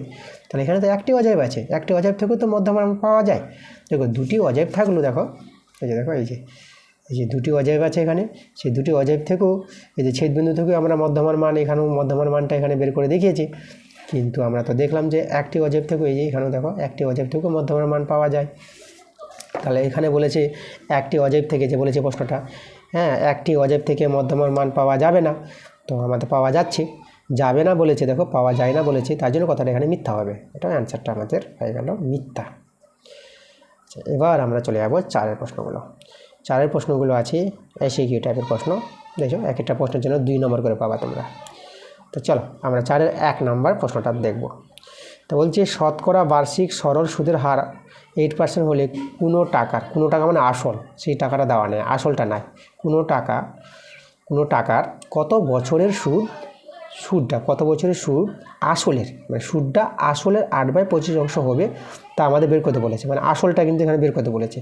তো আসলটাকে আমরা ধরে নেব x টাকা। ওকে, তা আসলটা যদি আমরা ধরে নিই, দেখো আসলকে আমরা কি বলি, পি বলি, এই যে আসল হচ্ছে আমাদের x টাকা। তাহলে সুদ দেখো, তাহলে আমরা সুদকে আমরা আই বলি, এই যে আই হচ্ছে আমাদের সুদ। তাহলে আমরা সুদ কত পাবো, আসলের বলেছে দেখো, আসল বলতে এক্সের, আসলের 8/25, যেটা আমাদের সুদ। তো এখন আমাদের যে সূত্র, সরল সুদের সূত্র, সেটা আমরা লিখব আই সমান সমান PTR/100। চলো এখানে মানগুলো বসিয়ে আমরা এক্সের মানটা কিন্তু পেয়ে যাব, আসলটা কিন্তু বেরিয়ে আসবে। তাহলে আই সুদ পেলাম এক্স গুণিত 8/25 সমান সমান, আর পি আসলটা আমরা এক্স ধরেছি, আর সময় দেখো এখানে একটা জিনিস আমরা মিস্টেক করেছি, কোনো টাকা বলতে আসলটা আমাদের বের করতে বলেনি, আমাদের কিন্তু কত বছর সময়টা কিন্তু বের করতে বলেছে, তাই না? একটু প্রথমে আমার বলাটা ভুলে গেছে, ঠিক আছে? কোনো টাকা সে আসলও দেওয়া নাই, কিন্তু আসলটাকে ধরবো x টাকা, ঠিক আছে? আর সময়টাকে আমরা এই যে সময়টা টি ধরে নিলাম, সময়টা এখানে টি, তো সময়টা কিন্তু বের করতে বলেছে। আসল দেখো এখানে আসল কিন্তু আমাদের কেটে যাবে, এক্সের মানটা আমরা এখানে দেখো আসল যেটা আমরা বসাচ্ছি, দেখো এই যে এক্স আছে না, তো কেটে যাবে, এখানে কিন্তু টিটা থাকবে, টি এর মানটা বের হবে, হ্যাঁ সময়টা আমাদের চেয়েছে। তো চলো দেখো, তো টিটা আমরা টি রেখে দিলাম, টি এর মান বের করতে হবে, আর যেটা সুদের হার আমাদের এখানে দেওয়া আছে, কত দেওয়া আছে দেখো 8%, তাহলে আর এর জায়গায় আমরা লিখে দেবো 8% বলতে নিচে 100, এই যে দেখো, তাহলে এখানে দেখো এক্স তো কেটে গেলো, আসল তো নাই, তা টি এর মান বেরোবে, তা দেখো সরলটা করি, এখানে 8 কেটে গেল, আর 25 4 100, তাহলে দেখো এদিকে কিছু নেই তো 1 আছে, এবার এখান থেকে বর্গগুণ করে নাও, এই যে টি সমান সমান 4 একে 4, এই যে দেখো, তা কত সময়টা কিন্তু আমরা 4 বছর পেয়ে গেলাম, এটা বলেছিল না কত বছরে 4 বছরে, 4 বছরে সুদটা আসলে এত অংশ হবে। ওকে, 2 নম্বর প্রশ্নটা, প্রতি বছর জনসংখ্যা 8% বৃদ্ধি হলে 5 বছর পর জনসংখ্যা হয় পি, মানে বর্তমান জনসংখ্যা, মানে 5 বছর পূর্বে জনসংখ্যা, দেখো 5 বছর পূর্বে জনসংখ্যা ছিল কিছু, তাই না? 5 বছর পূর্বে জনসংখ্যা ছিল বলে 5 বছর পর জনসংখ্যাটা পি হয়েছে, মানে 5 বছর পূর্বে জনসংখ্যা না থাকলে কিন্তু কী করে হবে, তাই না? বর্তমান জনসংখ্যা দেওয়া আছে, তো 5 বছর পূর্বে জনসংখ্যা যে কত ছিল সেটা কিন্তু বের করতে বলেছি, সেটাকে আমরা এক্স ধরে নিব। তাহলে আমরা এখানে দেখো করব যে এখানে তোমাদের যেটা আমি লিখব ধরি দিয়ে লিখব, আচ্ছা ধরি যে 5 বছর পূর্বে জনসংখ্যা ছিল কত, 5 বছর পূর্বে জনসংখ্যা ছিল এই ছিল কত, x জন, তাহলে 5 বছর পূর্বে জনসংখ্যা ছিল x জন, এখন 5 বছর পর জনসংখ্যা কত সেটা আমরা এই যে x থেকে বের করতে পারবো, তো লিখব অতএব 5 বছর পর জনসংখ্যা হবে, জনসংখ্যা হবে, দেখো 5 বছর পূর্বে জনসংখ্যা যদি 1 জন হয়, তাহলে 5 বছর পর জনসংখ্যা কত হবে, এটা হচ্ছে আমাদের দেখো এই যে জনসংখ্যা এখানে 8% হারে বৃদ্ধি পাচ্ছে, আগে যে আমাদের ছিল 5 বছর পূর্বে x জন জনসংখ্যা, তাহলে প্রতি বছর বাড়ছে কত 8% হারে জনসংখ্যা বৃদ্ধি পাচ্ছে, তো দেখো সমহার বৃদ্ধির অঙ্ক, তাহলে 5 বছর পর যে জনসংখ্যা হবে সেটা হবে দেখো এই যে যেটা ছিল আগে, এর আগে জনসংখ্যাটা সেটা গুণ হবে, আর 1 প্লাস, এবার প্লাস এখানে হয়েছে দেখো এই যে বৃদ্ধি পাচ্ছে, বৃদ্ধি বললে প্লাস, আর যদি হ্রাস বলতো তাহলে মাইনাস এখানে, তো 1 প্লাস হচ্ছে r/100, r% বলতে r/100, আর এখানে পাওয়ারে এখানে সময়টা থাকবে n, যেটা সময় হচ্ছে আমাদের এখানে 5 বছর, তাহলে পাওয়ারে আমরা 5 দিয়ে দেবো, সময়টা কিন্তু পাওয়ারে চলে আসবে, এটা কিন্তু আমাদের দেখো সমহার বৃদ্ধির, এটা হচ্ছে আমাদের সূত্র, এটা মনে রাখবা। সমুল চক্রবৃদ্ধির সূত্রের মতনই সূত্রটা, শুধু সেখানে মধ্যে চেঞ্জ হয়, বৃদ্ধি থাকলে প্লাস আর হ্রাস বললে পরে মাইনাস। ওকে, তো এই যে আমাদের দেখো এটা হচ্ছে 5 বছর পর জনসংখ্যা, এটা হচ্ছে বর্তমান জনসংখ্যা। আবার বর্তমান জনসংখ্যা কিন্তু বলে দিয়েছে এই জনসংখ্যাটাই কত বলেছে, এখানে দেখো এই যে পি বলেছে, তাহলে আমাদের দেখো তো এরই মানটা কিন্তু পি, এই যে বর্তমান জনসংখ্যা সমান পি। তাহলে আমাদের এখান থেকে এক্সের মান বের করে নিতে হবে, কারণ আমাদের এক্সের মানই বের করতে হবে। 5 বছর পূর্বের জনসংখ্যা যে একজন ধরেছি, তো এক্সের মানটাই হবে আমাদের অ্যান্সার। চলো আমরা এক্সের মানটা বের করি। তাহলে এক্স সমান দেখো আমরা লিখতে পারবো পি বাই এই মানটাকে নিচে বসে দেবো 1 প্লাস আর বাই 100 এই যে পাওয়ারে 5। দেখো এটা হচ্ছে আমাদের এক্সের মান। আচ্ছা, এটাকে একটু সরল করতে পারবো আমরা এইভাবে, দেখো এক্স সমান আমরা এটা এইভাবে লিখে দেবো যে পি এই যে P into 1 plus R by 100, আর এই যে পাওয়ারটাকে এই যে মাইনাস করে দেবো। এই যে এটাকে যে নিচে ছিল না, এই যে নিচের মানটাকে যে উপরে নিয়ে যাও, তাহলে পাওয়ারটা মাইনাস করে নিবা, তখন তুমি নিয়ে যেতে পারবা, উপরে নিয়ে যেতে পারবা। বাস, দেখো আমাদের হয়ে গেছে। আরেকবার যদি ভালো করে লিখে দিই, তাহলে আমাদের দেখো অ্যান্সারটা দাঁড়িয়ে যাবে এইভাবে পি ইন্টু হচ্ছে 1 প্লাস আর বাই 100 আর পাওয়ারে -5। এই যে দেখো আমাদের 5 বছর পূর্বে যে জনসংখ্যা ছিল এতজন, এই যে এটা আমাদের কিন্তু অ্যান্সার, 5 বছর পূর্বের জনসংখ্যা এতজন। আমরা চলে আসবো 3 নম্বর প্রশ্নে। দেখো আমাদের এখানে দ্বিঘাত সমীকরণ আছে, তো এর একটি বীজ, এই দ্বিঘাত সমীকরণের একটি বীজ অপরটির দ্বিগুণ যদি হয়, তাহলে কে এর মানটা বের করতে বলেছে। আমাদের ভালো প্রশ্ন।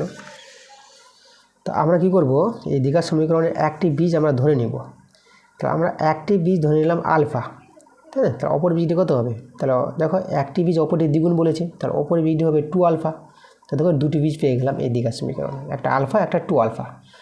তো এবার আমরা কি জানি, আমরা জানি বীজদের যোগফল কোনো একটি দ্বিঘাত সমীকরণে, বীজদের যোগফল দেখো মানে আলফা প্লাস 2 আলফা, এইচ বীজদের যোগফল সমান মাইনাস বি বাই এ। আচ্ছা, মাইনাস বি বাই আমি সূত্রটা লিখে দিলাম। ওকে, এটা মনে রাখবা, বীজদের যোগফল সমান মাইনাস বি বাই, মানে কোনো একটি দ্বিঘাত সমীকরণ যদি এভাবে হয় S square plus B X plus C is equal to 0, ঠিক আছে। আর এই দ্বিঘাত সমীকরণের বীজদ্বয় যদি আলফা বিটা হয়, তাহলে এই দ্বিঘাত সমীকরণ থেকে আমরা লিখতে পারবো বীজদের যোগফল alpha plus beta minus B by A, আর বীজের গুণফল আলফা বিটা সমান সি বাই এ। এই দেখো বিতে বুঝতে পারছো এক্সের সহগ, সি ধ্রুবক সংখ্যা, এ হচ্ছে এস স্কোয়ার সহগ, এটা মনে রাখবা। এই দ্বিঘাত সমীকরণে বীজদের আলফা বিটা হলে বীজদের যোগফল পাবো আর বীজদের গুণফল পেয়ে যাবো। তো সেই জিনিসটা আমরা করছি, এই যে বীজদের যোগফল মাইনাস বি বাই এ। চলো এখানে আমরা মানগুলো বসাবো। বি কত আমাদের দেখো মাইনাস, বিটা আমাদের এখানে আছে এই যে এক্সের সহগ -5, তাহলে এই যে -5, আর এ হচ্ছে এস স্কোয়ার সহগ 2, এই যে দেখো তার সমান। আচ্ছা, এখানে তো আমরা দেখো এই যে আলফা 2 আলফা যোগ করে আমরা কত পেয়ে যাবো, 3 আলফা পেয়ে যাবো, আর মাইনাস যেটা হবে আমাদের। আচ্ছা, এখানে আলফার মানটা বের করে নেবো, মাইনাসে +5, আর এখানে 2 গুণিত 3টাকে আমরা এখানে নিয়ে আসতে পারবো, এই যে দেখো। তাহলে আলফার মানটা আমাদের কত দাঁড়িয়ে যাবে, এই যে 5/6 দাঁড়িয়ে যাবে, 5/6 পেয়ে গেলাম। আচ্ছা, তারপর দেখো বীজদের গুণফল, এটা তো বীজদের যোগফল থেকে আলফার মানটা বের করে নিলাম, আর বীজদের গুণফল, তাহলে অতএব বীজদের গুণফল বলতে আলফা প্লাস 2 আলফা, এই যে দুটি বীজ।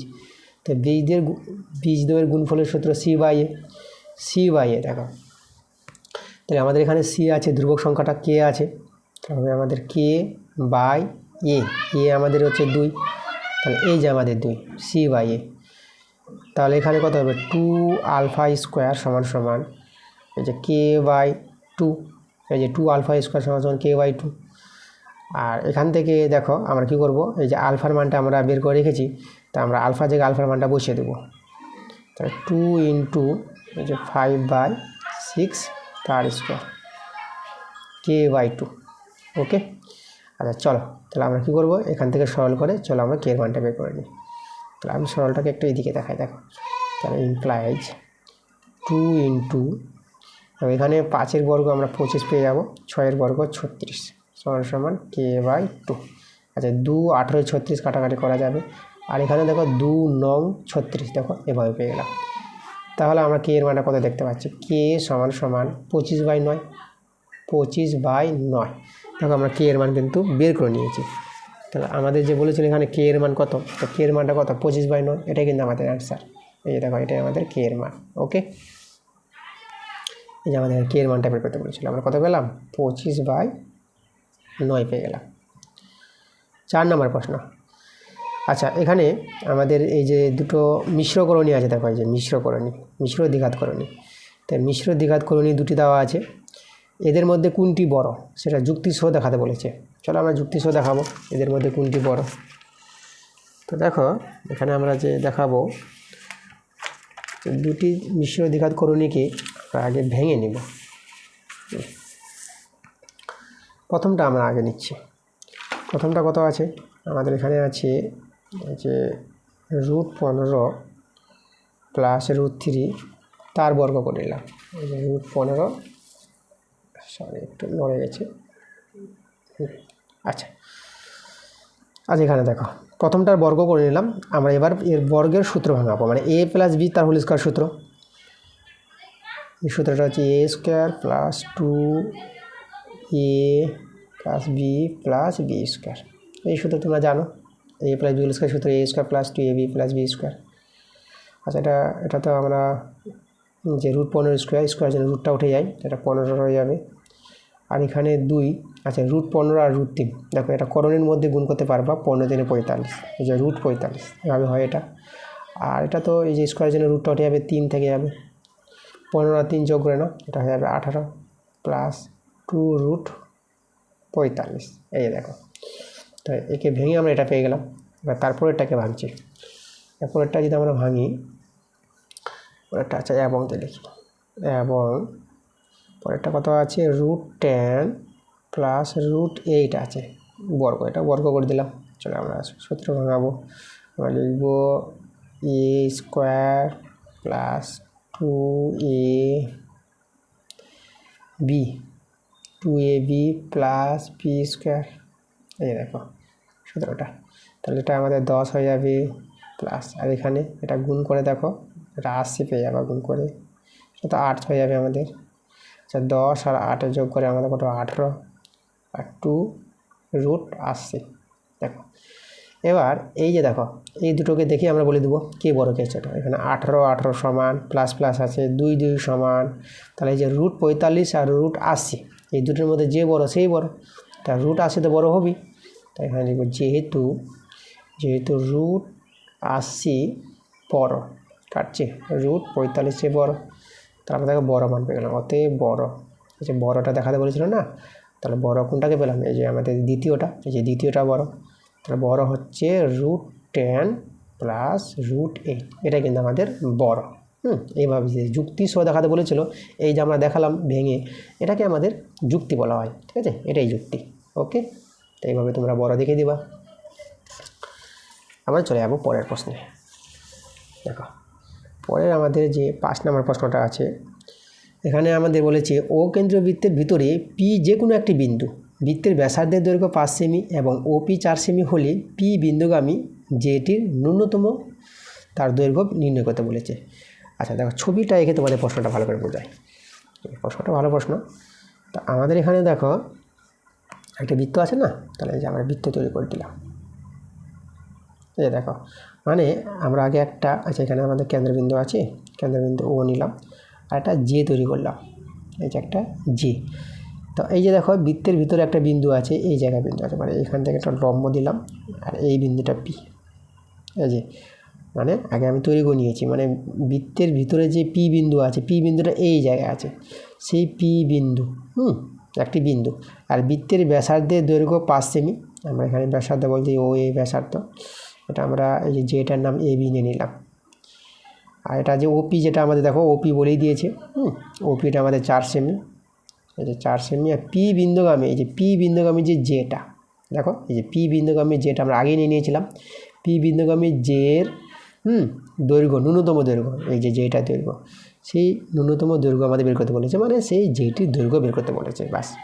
মানে ন্যূনতম দৈর্ঘ্য বলার কারণ হচ্ছে দেখো, মানে এই যেটির পর যে ওপিটা লম্ব হয়েছে, দেখো এত লম্ব যেটা, ওকে, মানে এই যে লম্ব, তার জন্য এই যে এ বি যেটির এই যে ন্যূনতম দৈর্ঘ্য যেটা বের করতে বলেছে, এ বির দৈর্ঘ্য, মানে এ বি বের করতে হবে। এই যে আমাদের তো দেখো এ বির মান আমরা পেয়ে যাব। দেখো তাহলে আমরা প্রথমে দেখো আমরা এখানে লক্ষ্য করি, এটা তো ওপি এবির উপর লম্ব, তাহলে এটা আমাদের সমকোণ আছে। তাহলে এখানে এ ওপিটা সমকোণী ত্রিভুজ, অতিভুজ ও এ। তাহলে এখানে লক্ষ্য করো আমরা এই যে দুটি মান কিন্তু আমাদের জানা আছে, কি কি, ব্যাসার্ধ ও এ কিন্তু আমাদের 5 সেমিতে বলে দিয়েছি, আর ওপি ও 4 সেমি বলে দিয়েছি। তাহলে এপির মান পেয়ে যাবো এই সমকোণী ত্রিভুজ থেকে। সমকোণী ত্রিভুজের ধর্ম অতিভুজ স্কোয়ার, অতিভুজ ও এ, ভূমি এটা লম্ব এটা ধরে নেব, অতিভুজ স্কোয়ার ভূমি স্কোয়ার প্লাস লম্ব মানে ওপি স্কোয়ার। এই দেখো এটা সমকোণী ত্রিভুজ থেকে আমরা লিখতে পারবো অতিভুজ স্কোয়ার সমান সমান ভূমি স্কোয়ার প্লাস লম্ব স্কোয়ার। আচ্ছা, এখানে অতিভুজ বলতে 5 স্কোয়ার, আর যে এপিটা এখন আমরা বের করব। এপি পেয়ে গেলেই আমরা এবি পাবো। আচ্ছা, আগে এপি বের করে নিই, তারপরে বলছি কী করে পাবো। আর ওপিটা হচ্ছে আমাদের 4 স্কোয়ার, এটাতে আমাদের 25 হয়ে যাবে এপি স্কোয়ার, আর 4 স্কোয়ার 16। তাহলে এখান থেকে আমরা এপি স্কোয়ার মানটা বের করব। দেখো এদিকে 25 ছিল আর 16টা এদিকে এসে যে মাইনাস হয়ে যাবে, তাহলে এটা বিয়োগ করে আমরা পেয়ে যাব 9। তাহলে এপি স্কোয়ার যদি 9 হয় তাহলে এপির মান পেয়ে যাব 9 বর্গমূল 3। তাহলে এপি আমরা 3 পেয়ে গেলাম। আচ্ছা, এবার দেখো যে এপি যদি আমরা 3 পাই তাহলে এবি পাবো 2 এই যে দেখো 2 কেন কেন এটা হবে, মানে এপির ডবল এবি কেন, দেখো এখানে তোমাদের বোঝায় যে এবিটা দেখো আমাদের যে আছে, যে ব্যাস নয় এরূপ কোনো জের উপর কেন্দ্রগামী লম্ব সরলরেখা, এটা তো লম্ব, কেন্দ্রগামী লম্ব সরলরেখা সেই জেটিকে সমদ্বিখণ্ডিত করবে, মানে এই জায়গায় সমদ্বিখণ্ডিত করেছে, মানে এপি সমান পি বিন্দুটা এবি এর মধ্যবিন্দু। তাহলে এপি এর কী হবে, এপিটা হবে এবি এর অর্ধেক, আর এবিটা হবে এপি এর ডবল। তার জন্য কিন্তু এটা আমরা লিখতে পারলাম। তোমরা এখানে কারণটা লিখতে পারো। কারণটা কি লিখবা আমি বলে দিই, লিখবা যেহেতু ব্যাস নয় এইরূপ কোনো জের উপর কেন্দ্রগামী লম্ব সরলরেখা সেই জেটিকে সমদ্বিখণ্ডিত করে, এই কারণটা লিখবা। এটা একটা উপপাদ্য আছে তোমাদের ক্লাস 10-এ, ঠিক আছে, যেটা বললাম সেটা লিখে দিবা। আচ্ছা, তাহলে আমরা এটা হয়। এবার এখানে দেখো এপির মানটা আমরা 3 পেয়ে গেছি, এই যে এবি, তাহলে এবি সমান সমান আমরা পেয়ে যাবো কত 6, এই যে 6 সেমি। আমাদের বলেছিল দেখো সেই জেটির ন্যূনতম দৈর্ঘ্য আমরা পেয়ে গেলাম, জেটির দৈর্ঘ্য ন্যূনতম তার দৈর্ঘ্য, এই যে তার দৈর্ঘ্য কত 6 সেমি, ওকে, এই যে আমাদের অ্যান্সার। আচ্ছা, 6 নম্বর প্রশ্ন আমরা চলে আসবো। একটি বৃত্তের ব্যাস এবি এবং পি বৃত্তের উপর যে কোনো একটি বিন্দু, তাহলে পি এ বি 30 ডিগ্রি হলে কোণ পি বি এর মান বের করি। তো ছবিটা আগে আঁকতে হবে, তারপরে প্রশ্নটা বোঝা যাবে। তা দেখো ছবি বলতে আমাদের একটা বৃত্তের কথা বলেছে, তাহলে আমরা আগে একটা বৃত্ত তৈরি করে নেব। আচ্ছা, বৃত্তের এবি আমাদের ব্যাস বলেছে, দেখো ব্যাসটাই যে এবি তৈরি করলাম, এবি ব্যাস, আর এখানে আমাদের কেন্দ্রবিন্দু হবে। কেন্দ্রবিন্দুর কথা তো বলিনি আমরা, তবু ও বিন্দু নিয়ে নিলাম। ব্যাস বলতে কেন্দ্রবিন্দু হয়ে যাবে। আর বৃত্তের উপর একটা বিন্দু বলেছে, আচ্ছা যে কোনো বিন্দু বলেছে, এখানে একটা বিন্দু নিয়ে নিলাম। আর এখানে যে কোণটা দেওয়া আছে দেখো, যার মানটা, এখানে কোণের মানটা আমাদের বলেছে কোণ পি এ বি 30 ডিগ্রি বলেছে। পি এ বি দেখো যেভাবে প্রশ্নে বলবে সেভাবেই ছবিটা কিন্তু তৈরি হবে আমাদের, ওকে, প্রশ্ন অনুসারে ছবি তৈরি, কোনো চিন্তা করার দরকার নেই। জ্যামিতির অঙ্ক খুবই ভালো অঙ্ক, একদম তোমরা মনোযোগ সহকারে ক্লাসগুলো দেখো, আমার ক্লাসগুলো প্রত্যেকটা ক্লাস ভালো করে দেখো, কোনো অঙ্কের সমস্যা থাকবে না, একদম ডিটেলসে ধরে আমি সব অঙ্ক বুঝিয়ে দেবো। তার জন্য তো আমি বলছি তোমাদের এই বছরে মাধ্যমিকে অঙ্কেতে একদম বিশেষ করে তোমাদের অঙ্কের রেজাল্ট একদমই ভালো হবে। প্রত্যেকে তোমরা দেখো অঙ্কেতে 100 পেয়ে যাবা। ভালো করে পড়াশোনা করো, আমার ক্লাসগুলো অ্যাটেন্ড করো, 100 একদম 100% গ্যারেন্টি তোমরা পাবা আমার কাছে, কিন্তু প্রত্যেকটা ক্লাস ভালো করে করো। আচ্ছা, আর বড় প্রশ্নগুলোর কথা বলি, যে বড় প্রশ্নগুলো সব তো বইয়ের অঙ্কগুলো আমি তো তোমাদের ক্লাস দিচ্ছি, তোমরা দেখতে পাচ্ছ ক্লাস যাচ্ছে আমার, তো তোমরা সেই ক্লাসগুলো দেখবা, কারণ বড় অঙ্কগুলো তোমাদের বুঝতে হবে ভালো করে। বড় অঙ্ক না যদি বুঝো তাহলে বড় অঙ্ক করতে পারবা না। এই জন্য প্রত্যেকটা ক্লাস যে আমি চ্যাপ্টার ওয়াইজ তোমাদের জন্য দিচ্ছি, তোমরা সেই ক্লাসগুলো কিন্তু দেখবা, অ্যাটেন্ড করবা, ওকে। আর এখানে তোমাদের কোয়েশ্চেন ব্যাংকের যে বড় প্রশ্নগুলো যেগুলো আছে, মানে আনকমন যেগুলো বইয়ের বাইরে থাকবে, যেগুলো তোমরা পারবা না করতে, সেগুলো তোমরা কমেন্টে জানাবা, সেই অঙ্কের নাম্বারটা মেনশন করে, এবং মডেল সেটের নাম্বারটা দেবা, কত নম্বর মডেল সেট আর কত নম্বর অঙ্ক, ঠিক আছে।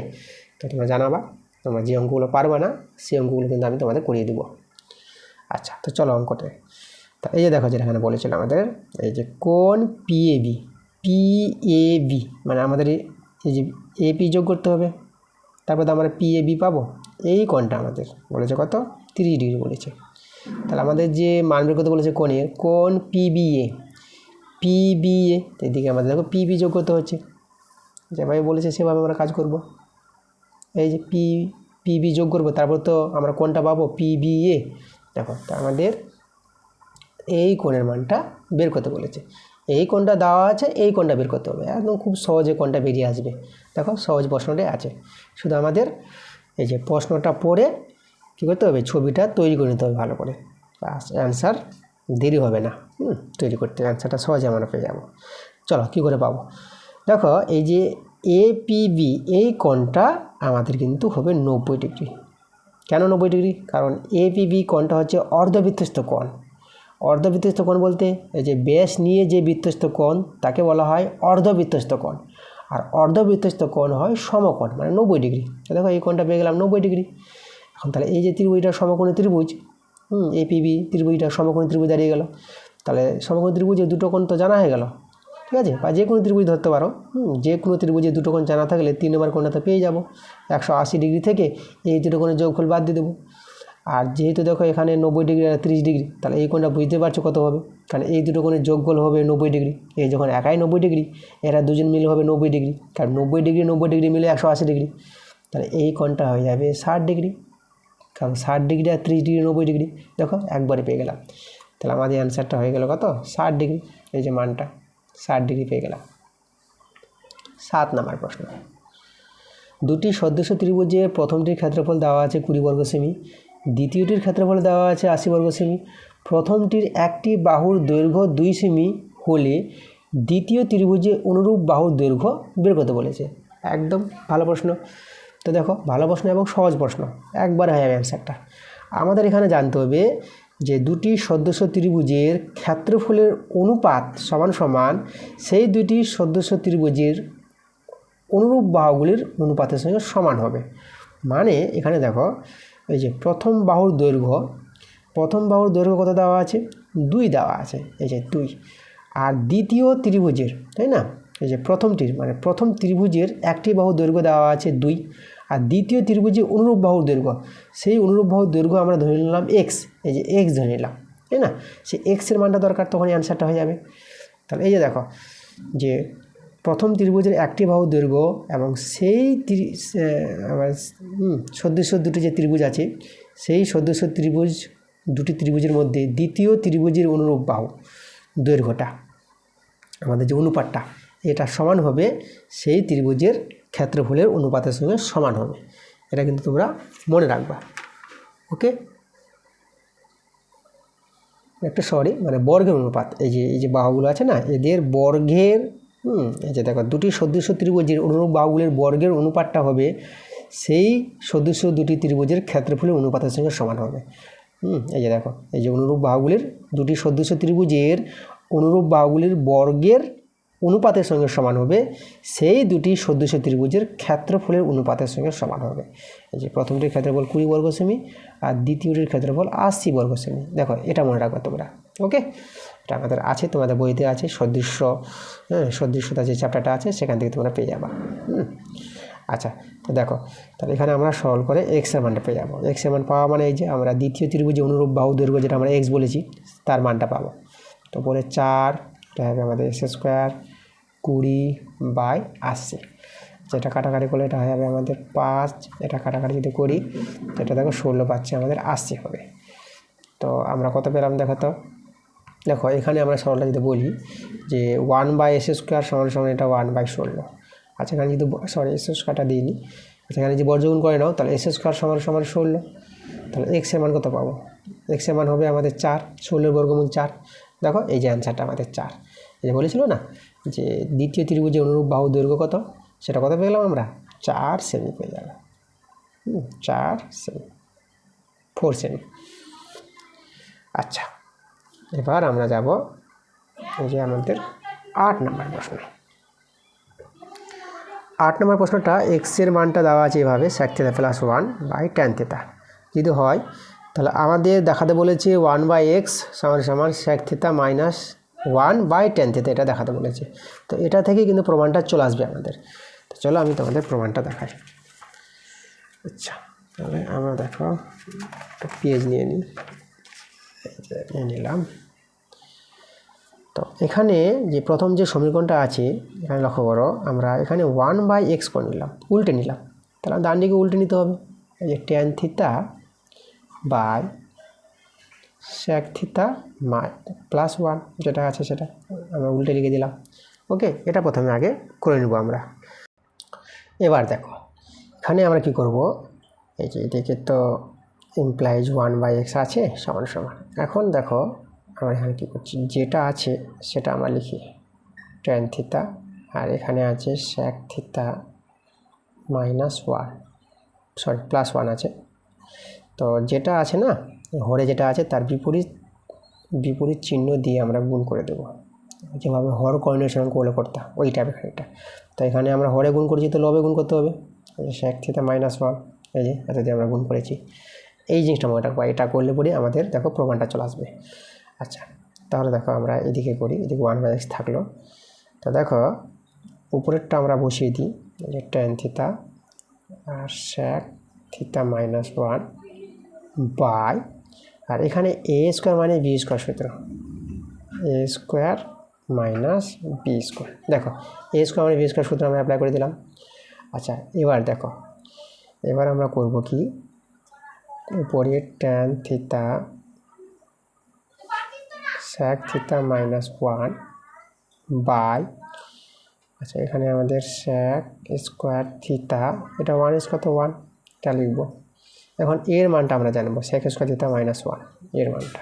আচ্ছা, উপরেরটা আমি লিখে দিই, উপরেরটা আছে আমাদের, উপরেরটা আছে tan থিটা sec থিটা -1, আর নিচে দেখো এই যে আমাদের সূত্র আছে তোমাদের এখানে দেখায়, তোমাদের সূত্র জানতে হবে, যেহেতু sec square theta minus tan square theta সমান 1, ঠিক আছে, এই সূত্রটা কিন্তু মনে রাখতে হবে, sec square theta minus tan square theta সমান 1। এখানে দেখো আমরা কি করছি, এই যে sec স্কোয়ার থিটা, দেখো 1টাকে আমরা বাঁ দিকে নিয়ে আসলাম তো -1 হবে, আর মাইনাস tan স্কোয়ারটাকে ডান দিকে নিয়ে গেলে প্লাস tan স্কোয়ার থিটা। এই যে দেখো, তো এই যে দেখো sec স্কোয়ার থিটা -1 এর মানটা কত, tan স্কোয়ার থিটা। তো এর জায়গায় আমরা লিখতে পারবো না, tan স্কোয়ার থিটা, এই লিখে দিলাম। এবার এখানে একটা tan, এখানে দুটো tan, এটা কাটাকাটি করো, তাহলে এখানে একটা tan থিটা হয়ে যাবে আমাদের। দেখো প্রমাণটা কিন্তু চলে এসেছে। আমাদের বাঁ দিকে ছিল দেখো, অতএব 1/x ছিল বাঁ দিকে, আর ডান দিকে আমরা পেয়ে গেলাম sec theta -1 by tan theta. দেখো এটাই প্রমাণ করতে বলেছিল আমাদের। প্রশ্নে চলে যাও, এই যে দেখো এই যে এটা ছিল আমাদের 1/x sec theta -1 by tan theta, যেটা কিন্তু প্রমাণ আমরা নিয়ে আসলাম। ওকে, দেখো আমরা প্রমাণটা করে দিয়েছি, প্রমাণটা করে নিয়েছি, আমরা এখানে লিখে দেবো প্রুফ, লিখে দেবো এই যে প্রমাণিত, বাস আমাদের হয়ে গেছে প্রমাণটা। আচ্ছা, চলে যাবো আমরা পরের প্রশ্নে, 9 নম্বর প্রশ্ন। দেখো আমাদের এখানে যে কোণটা দেওয়া আছে যে 63 ডিগ্রি 35 মিনিট, একটা ডেসে আমরা মিনিট বলবো, আর 55 সেকেন্ড, এই যে ডবল ডেস দেওয়া আছে এটা সেকেন্ড। এই যে কোণটা আছে এর পুরো কোণের মান, তো পুরো কোণের মান আমরা পাবো, পুরো কোণ বলতে দুটো কোণের যোগফল 90 ডিগ্রি। তাহলে 90 ডিগ্রি থেকে এই কোণটা বিয়োগ করলে পুরো কোণের মান পেয়ে যাব, আমাদের শুধু 90 ডিগ্রি থেকে বিয়োগ দেখাতে হবে। তাহলে দেখো এখানে আমরা যদি 90 ডিগ্রি থেকে বিয়োগ দেখাই, তা 90 ডিগ্রি কোণ, যেটা তোমাদের বললাম এটা বুঝতে হবে, যে কোণের পুরো কোণ জানতে চাইবে সেই কোণটাকে 90 ডিগ্রি থেকে বিয়োগ দেখিয়ে দেবা, তখনই পুরো কোণ পেয়ে যাবা। আচ্ছা, তাহলে আমাদের 90 ডিগ্রি যেটা, এই যে 90 ডিগ্রি, দেখো 90 ডিগ্রিকে আমরা লিখছি এভাবে, এটাকে 90 ডিগ্রিটা করলাম 89 ডিগ্রি 60 মিনিট, এটা লেখা যাবে 89 ডিগ্রি 60 মিনিট, কারণ 60 মিনিট সমান 1 ডিগ্রি, এটা 1 ডিগ্রি আছে, আর এদিকে 89 ডিগ্রি, দুজনে মিলে হয়ে যাবে 90 ডিগ্রি। আচ্ছা, 89 ডিগ্রি, আর এটা 60 মিনিট আছে না, 60 মিনিটকে আমরা 59 মিনিট করলাম, মানে 1 মিনিট কমালাম, আর 1 মিনিট সমান জানি 60 সেকেন্ড, তাহলে 60 সেকেন্ড নিয়ে নিলাম, দেখো এটা 60 সেকেন্ড, এইভাবে করে নিলাম এই ফিগারে।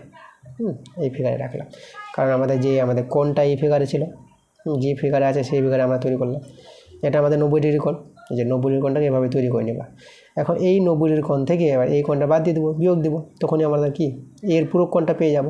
পূরক কোণ তোমরা যেটা বললাম, যে কোনো দুটি কোণের যোগফল, দুটি সূক্ষ্মকোণ, যে ধরো একটা আছে আমাদের 50 ডিগ্রি আর একটা আছে 40 ডিগ্রি কোণ, এদের যোগফল কত 90 ডিগ্রি। তাহলে 50 ডিগ্রির পূরক কোণ 40 ডিগ্রি বা 40 ডিগ্রি পূরক কোণ 50 ডিগ্রি। এখন যদি বলে 50 ডিগ্রি পূরক কোণ কত, 40 ডিগ্রি, কী করে 90 ডিগ্রি থেকে 50 ডিগ্রি বিয়োগ করে দাও। এই যে এখানে 50 ডিগ্রি বিয়োগ করলে কত 40 ডিগ্রি পেয়ে যাবা, তাই না? এভাবে তো পূরক কোণটা পাওয়া যায়। তো আমাদের বলেছিল এর পূরক কোণ কত, তো আমরা এই যে 90 ডিগ্রি থেকে আমরা এই কোণটা বিয়োগ দেবো। চলো আমরা বিয়োগ দিয়ে দিই, বিয়োগ 63 ডিগ্রি 35 মিনিট 55 সেকেন্ড। দেখো এটা বিয়োগ করলে আমাদের অ্যান্সার, বিয়োগটা আমরা করি।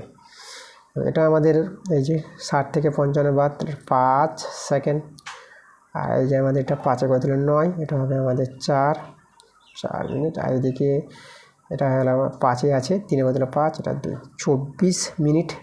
আর এইদিকে বিয়োগটা করবো, 3 করে দিলে 9, এটা হবে 6, ডিগ্রিটা দিব 6, আর 6 করে দিলে 8, এদিকে হবে 2, এই যে 26 ডিগ্রি। তো পেয়ে গেছি অ্যান্সার আমরা 26 ডিগ্রি 24 মিনিট 5 সেকেন্ড, তাই না? এই যে আমাদের বলেছিল এই কোণটির পূরক কোণের মান, চলো এখানে লিখে দিই, কত পেলাম 26 ডিগ্রি 24 মিনিট 5 সেকেন্ড, এটা অ্যান্সার। এবার আমরা 10 নম্বর প্রশ্নে চলে আসবো। দেখো প্রশ্নটা আমাদের কি বলছে, একটি আয়তঘনের আয়তন ভি এবং দৈর্ঘ্য প্রস্থ উচ্চতা দেওয়া আছে ABC। আয়তঘনটির সমগ্র তলের ক্ষেত্রফল S, এটা বলেছে S হলে প্রমাণ করতে বলেছে 1/v = 2/s × 1/a + 1/b + 1/c, এটা প্রমাণ করতে বলেছে। খুবই একটা ভালো প্রশ্ন, চলো প্রশ্নটা মনোযোগ সহকারে দেখো। আচ্ছা প্রথমে আমরা কি করব, দেখো আমাদের এখানে এই যে আয়তঘনকের আয়তনও দেওয়া আছে, দৈর্ঘ্য প্রস্থগুলো দেওয়া আছে। তাহলে আমাদের আয়তনের সূত্র, আয়তঘনকের সমগ্র তলের ক্ষেত্রফলের সূত্র, এই জিনিসগুলো একটু জানতে হবে। বিশেষ করে এখানে আমাদের যেটা কাজে লাগবে, আয়তঘনকের সমগ্র তলের ক্ষেত্রফলের সূত্র, যেটা আমাদের কথা বলেছে S বলেছে। তাহলে এই যে আমাদের S সমান, তাই না? তাহলে আয়তঘনের সমগ্র তলের ক্ষেত্রফলের সূত্রটা মনে রাখবা, দৈর্ঘ্য প্রস্থ উচ্চতা কিন্তু দেওয়া আছে আমাদের। তো সূত্রটা হবে 2 ইন্টু দৈর্ঘ্য ইন্টু প্রস্থ, মানে AB, এই যে দৈর্ঘ্য ইন্টু প্রস্থ, প্লাস প্রস্থ ইন্টু উচ্চতা মানে BC, এই যে প্রস্থ ইন্টু উচ্চতা BC, প্লাস তারপরে উচ্চতা ইন্টু দৈর্ঘ্য মানে CA, উচ্চতা ইন্টু দৈর্ঘ্য। এই হচ্ছে আমাদের আয়তঘনের সমগ্র তলের ক্ষেত্রফলের সূত্র। আয়তঘন বলতে যেরকম তোমাদের উদাহরণ দেবো ইট, তাই না? ইট একটা হচ্ছে আমাদের আয়তঘনের উদাহরণ, তার সমগ্র তলের ক্ষেত্রফল এটা, এই সূত্রটা মনে রাখতে হবে। আচ্ছা তাহলে দেখো তো এবার আয়তঘনকের আয়তনের সূত্রটা কিন্তু আমাদের এখানে জানতে হবে। আয়তঘনকের আয়তন আমাদের বলে দিয়েছে ভি, তাহলে আয়তঘনকের আয়তন সূত্রটা হবে মাত্রাগুলির গুণফল, মানে দৈর্ঘ্য ইন্টু প্রস্থ ইন্টু উচ্চতা, মানে ABC। এই যে দেখো আয়তঘনকের আয়তন দৈর্ঘ্য ইন্টু প্রস্থ ইন্টু উচ্চতা, এটা পেয়ে গেলাম। তাহলে ভি সমান ABC পেয়ে গেলাম। আচ্ছা চলো এবার এখান থেকে সরল করে আমাদের দেখো প্রমাণটা কিন্তু আমরা নিয়ে আসতে পারবো, খুব ভালো একটা প্রমাণ আছে। আচ্ছা তাহলে এখানে দেখো আমরা 1/v করে দিলাম, এটাকে 1/ABC লিখে দিলাম। তাহলে এখন আমরা কি করব, এখন আমরা একটা কাজ করব। আমাদের দেখো প্রমাণে দেখো এই যে S আছে, তাহলে S আমাদের দরকার, তা আমরা কি করব, উপর নিচ S দিয়ে গুণ করে দিই এখানে। আচ্ছা 1/v আমাদের যে বাঁদিকে লক্ষ্য করো 1/v কিন্তু আমাদের চলে এসেছে, তাই তো? তা বাঁদিকের কাজ আমাদের কমপ্লিট, শুধু ডান দিকে আমাদের মিলাতে হবে ডান পক্ষটা। তো বাম পক্ষ থাক 1/v, এখানে আমরা করছি কি, আমরা S দিয়ে গুণ করছি। এই যে আমাদের S যেটা আছে, আচ্ছা এখানে ABC আছে, তো এই যে ABC × S, আমরা লবহরকে S দিয়ে গুণ করে দিলাম, এটা সমগ্র তলের ক্ষেত্রফল ছিল। আচ্ছা এখন আমরা কি জানি, আমাদের S এর মান জানি। তো এখানে তোমরা করবা কি, এই যে উপরে যে Sটা আছে না লবে, এই যে Sটা আছে, এখানে যে মানটা জানা আছে সমগ্র তলের ক্ষেত্রফলের মানটা, তো এখানে কিন্তু মানটা বসাবা, এখানে বসাবা না, কারণ এখানে দেখো আমাদের S রাখতে হবে, এই যে S আছে, তো এই জায়গায় মানটা আমরা বসিয়ে দিলে দেখো প্রমাণটা কিন্তু আমাদের চলে আসবে। তো এসের মানটা বসাবো, দেখো 2 আমাদের আছে 2 into AB plus BC plus CA, যে আমরা বের করে রেখেছি। আর নিচে আমাদের কে আছে, নিচে আছে আমাদের S ইন্টু, আগে এসটা লিখলাম, তারপরে ABC আমরা দিলাম, এই যে দেখো, তাই তো। তো চলো এবার দেখো তো, আমরা 2/S এভাবে রেখে দিলাম বাইরে 2/S, আর এখানে আমরা AB/ABC মানে এটা বা এটা প্লাস, আবার এটা বা এটা মানে BC/ABC প্লাস, একবার এটা বা এটা করতে পারবো CA/ABC। দেখো এটা কিন্তু আমরা করতে পারবো। এটাকে তোমরা ভগ্নাংশের যোগ যদি করো, ভগ্নাংশের যোগ করলে আবার কিন্তু এই জায়গাটায় ফিরে আসবে, ঠিক আছে, কোনো অসুবিধা হবে না। এখন কাটাকাটি করো, AB কেটে গেল, এখানে BC কাটলো, এখানে CA, এই যে CA কেটে গেল। তাহলে এইদিকে দেখো 2/S আমাদের থাকলো এখানে, আর এখানে আমাদের থাকবে কি, এখানে দেখো উপরে 1/C প্লাস এটা 1/A প্লাস এটা 1/B। দেখো আমাদের প্রমাণটা কিন্তু চলে এসেছে, শুধু আমাদের একটু সাজিয়ে লিখতে হবে। দেখো আমাদের যে প্রমাণটা আছে না, চলো আমরা একটু সাজিয়ে নিই। আমরা যদি এখানে সাজিয়ে নিই, আচ্ছা এদিকে আমাদের বাঁদিকে ছিল 1/V সমান 2/S, আর বন্ধনীটা দেখো, বন্ধনীটা এখানে আমাদের দিয়েছে, প্রথম বন্ধনী আকারে দিয়েছে। তাহলে এখানে আগে আমরা 1/A লিখে দেবো, 1/B লিখে দেবো, আর 1/C। দেখো আমাদের এটা কিন্তু প্রমাণ করতে বলেছিল, একদম প্রমাণটা চলে এসেছে। খুবই ভালো একটা অঙ্ক ছিল আমাদের। আমরা লিখে দেবো প্রুফড, প্রমাণিত। আমরা চলে যাবো পরের প্রশ্নে। 11 নম্বর প্রশ্ন। এখানে দেখো আমাদের 11 নম্বর প্রশ্নে বলেছে, একটি লম্ববৃত্তাকার চোঙের ভূমির ব্যাসার্ধ 50% হ্রাস করা হলো এবং উচ্চতা 50% বৃদ্ধি করা হলো, তবে চোঙের আয়তনের কীরূপ পরিবর্তন হবে? আচ্ছা, ভূমির ব্যাসার্ধ কিন্তু এখানে দেখো কমাচ্ছে, হ্রাস করছে, আর উচ্চতা কিন্তু বাড়াচ্ছে চোঙের।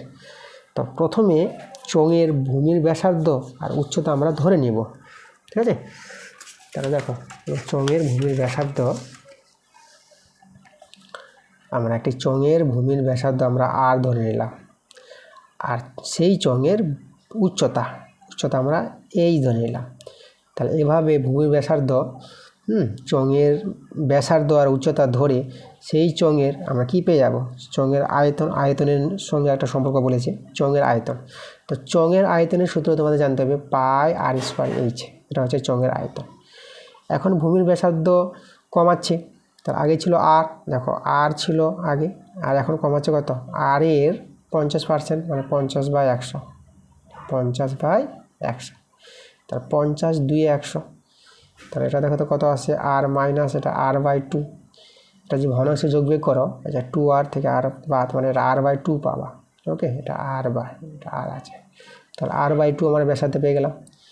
আচ্ছা, তারপরে দেখো এবার এটা তো আমাদের দেখো এই যে ব্যাসার্ধ 50% হ্রাস করে আমাদের ব্যাসার্ধ দাঁড়িয়ে গেল r/2। আর উচ্চতা কিন্তু 50% বৃদ্ধি করছে, মানে উচ্চতা ছিল h প্লাস, বৃদ্ধি মানে প্লাস হবে, বাড়ছে।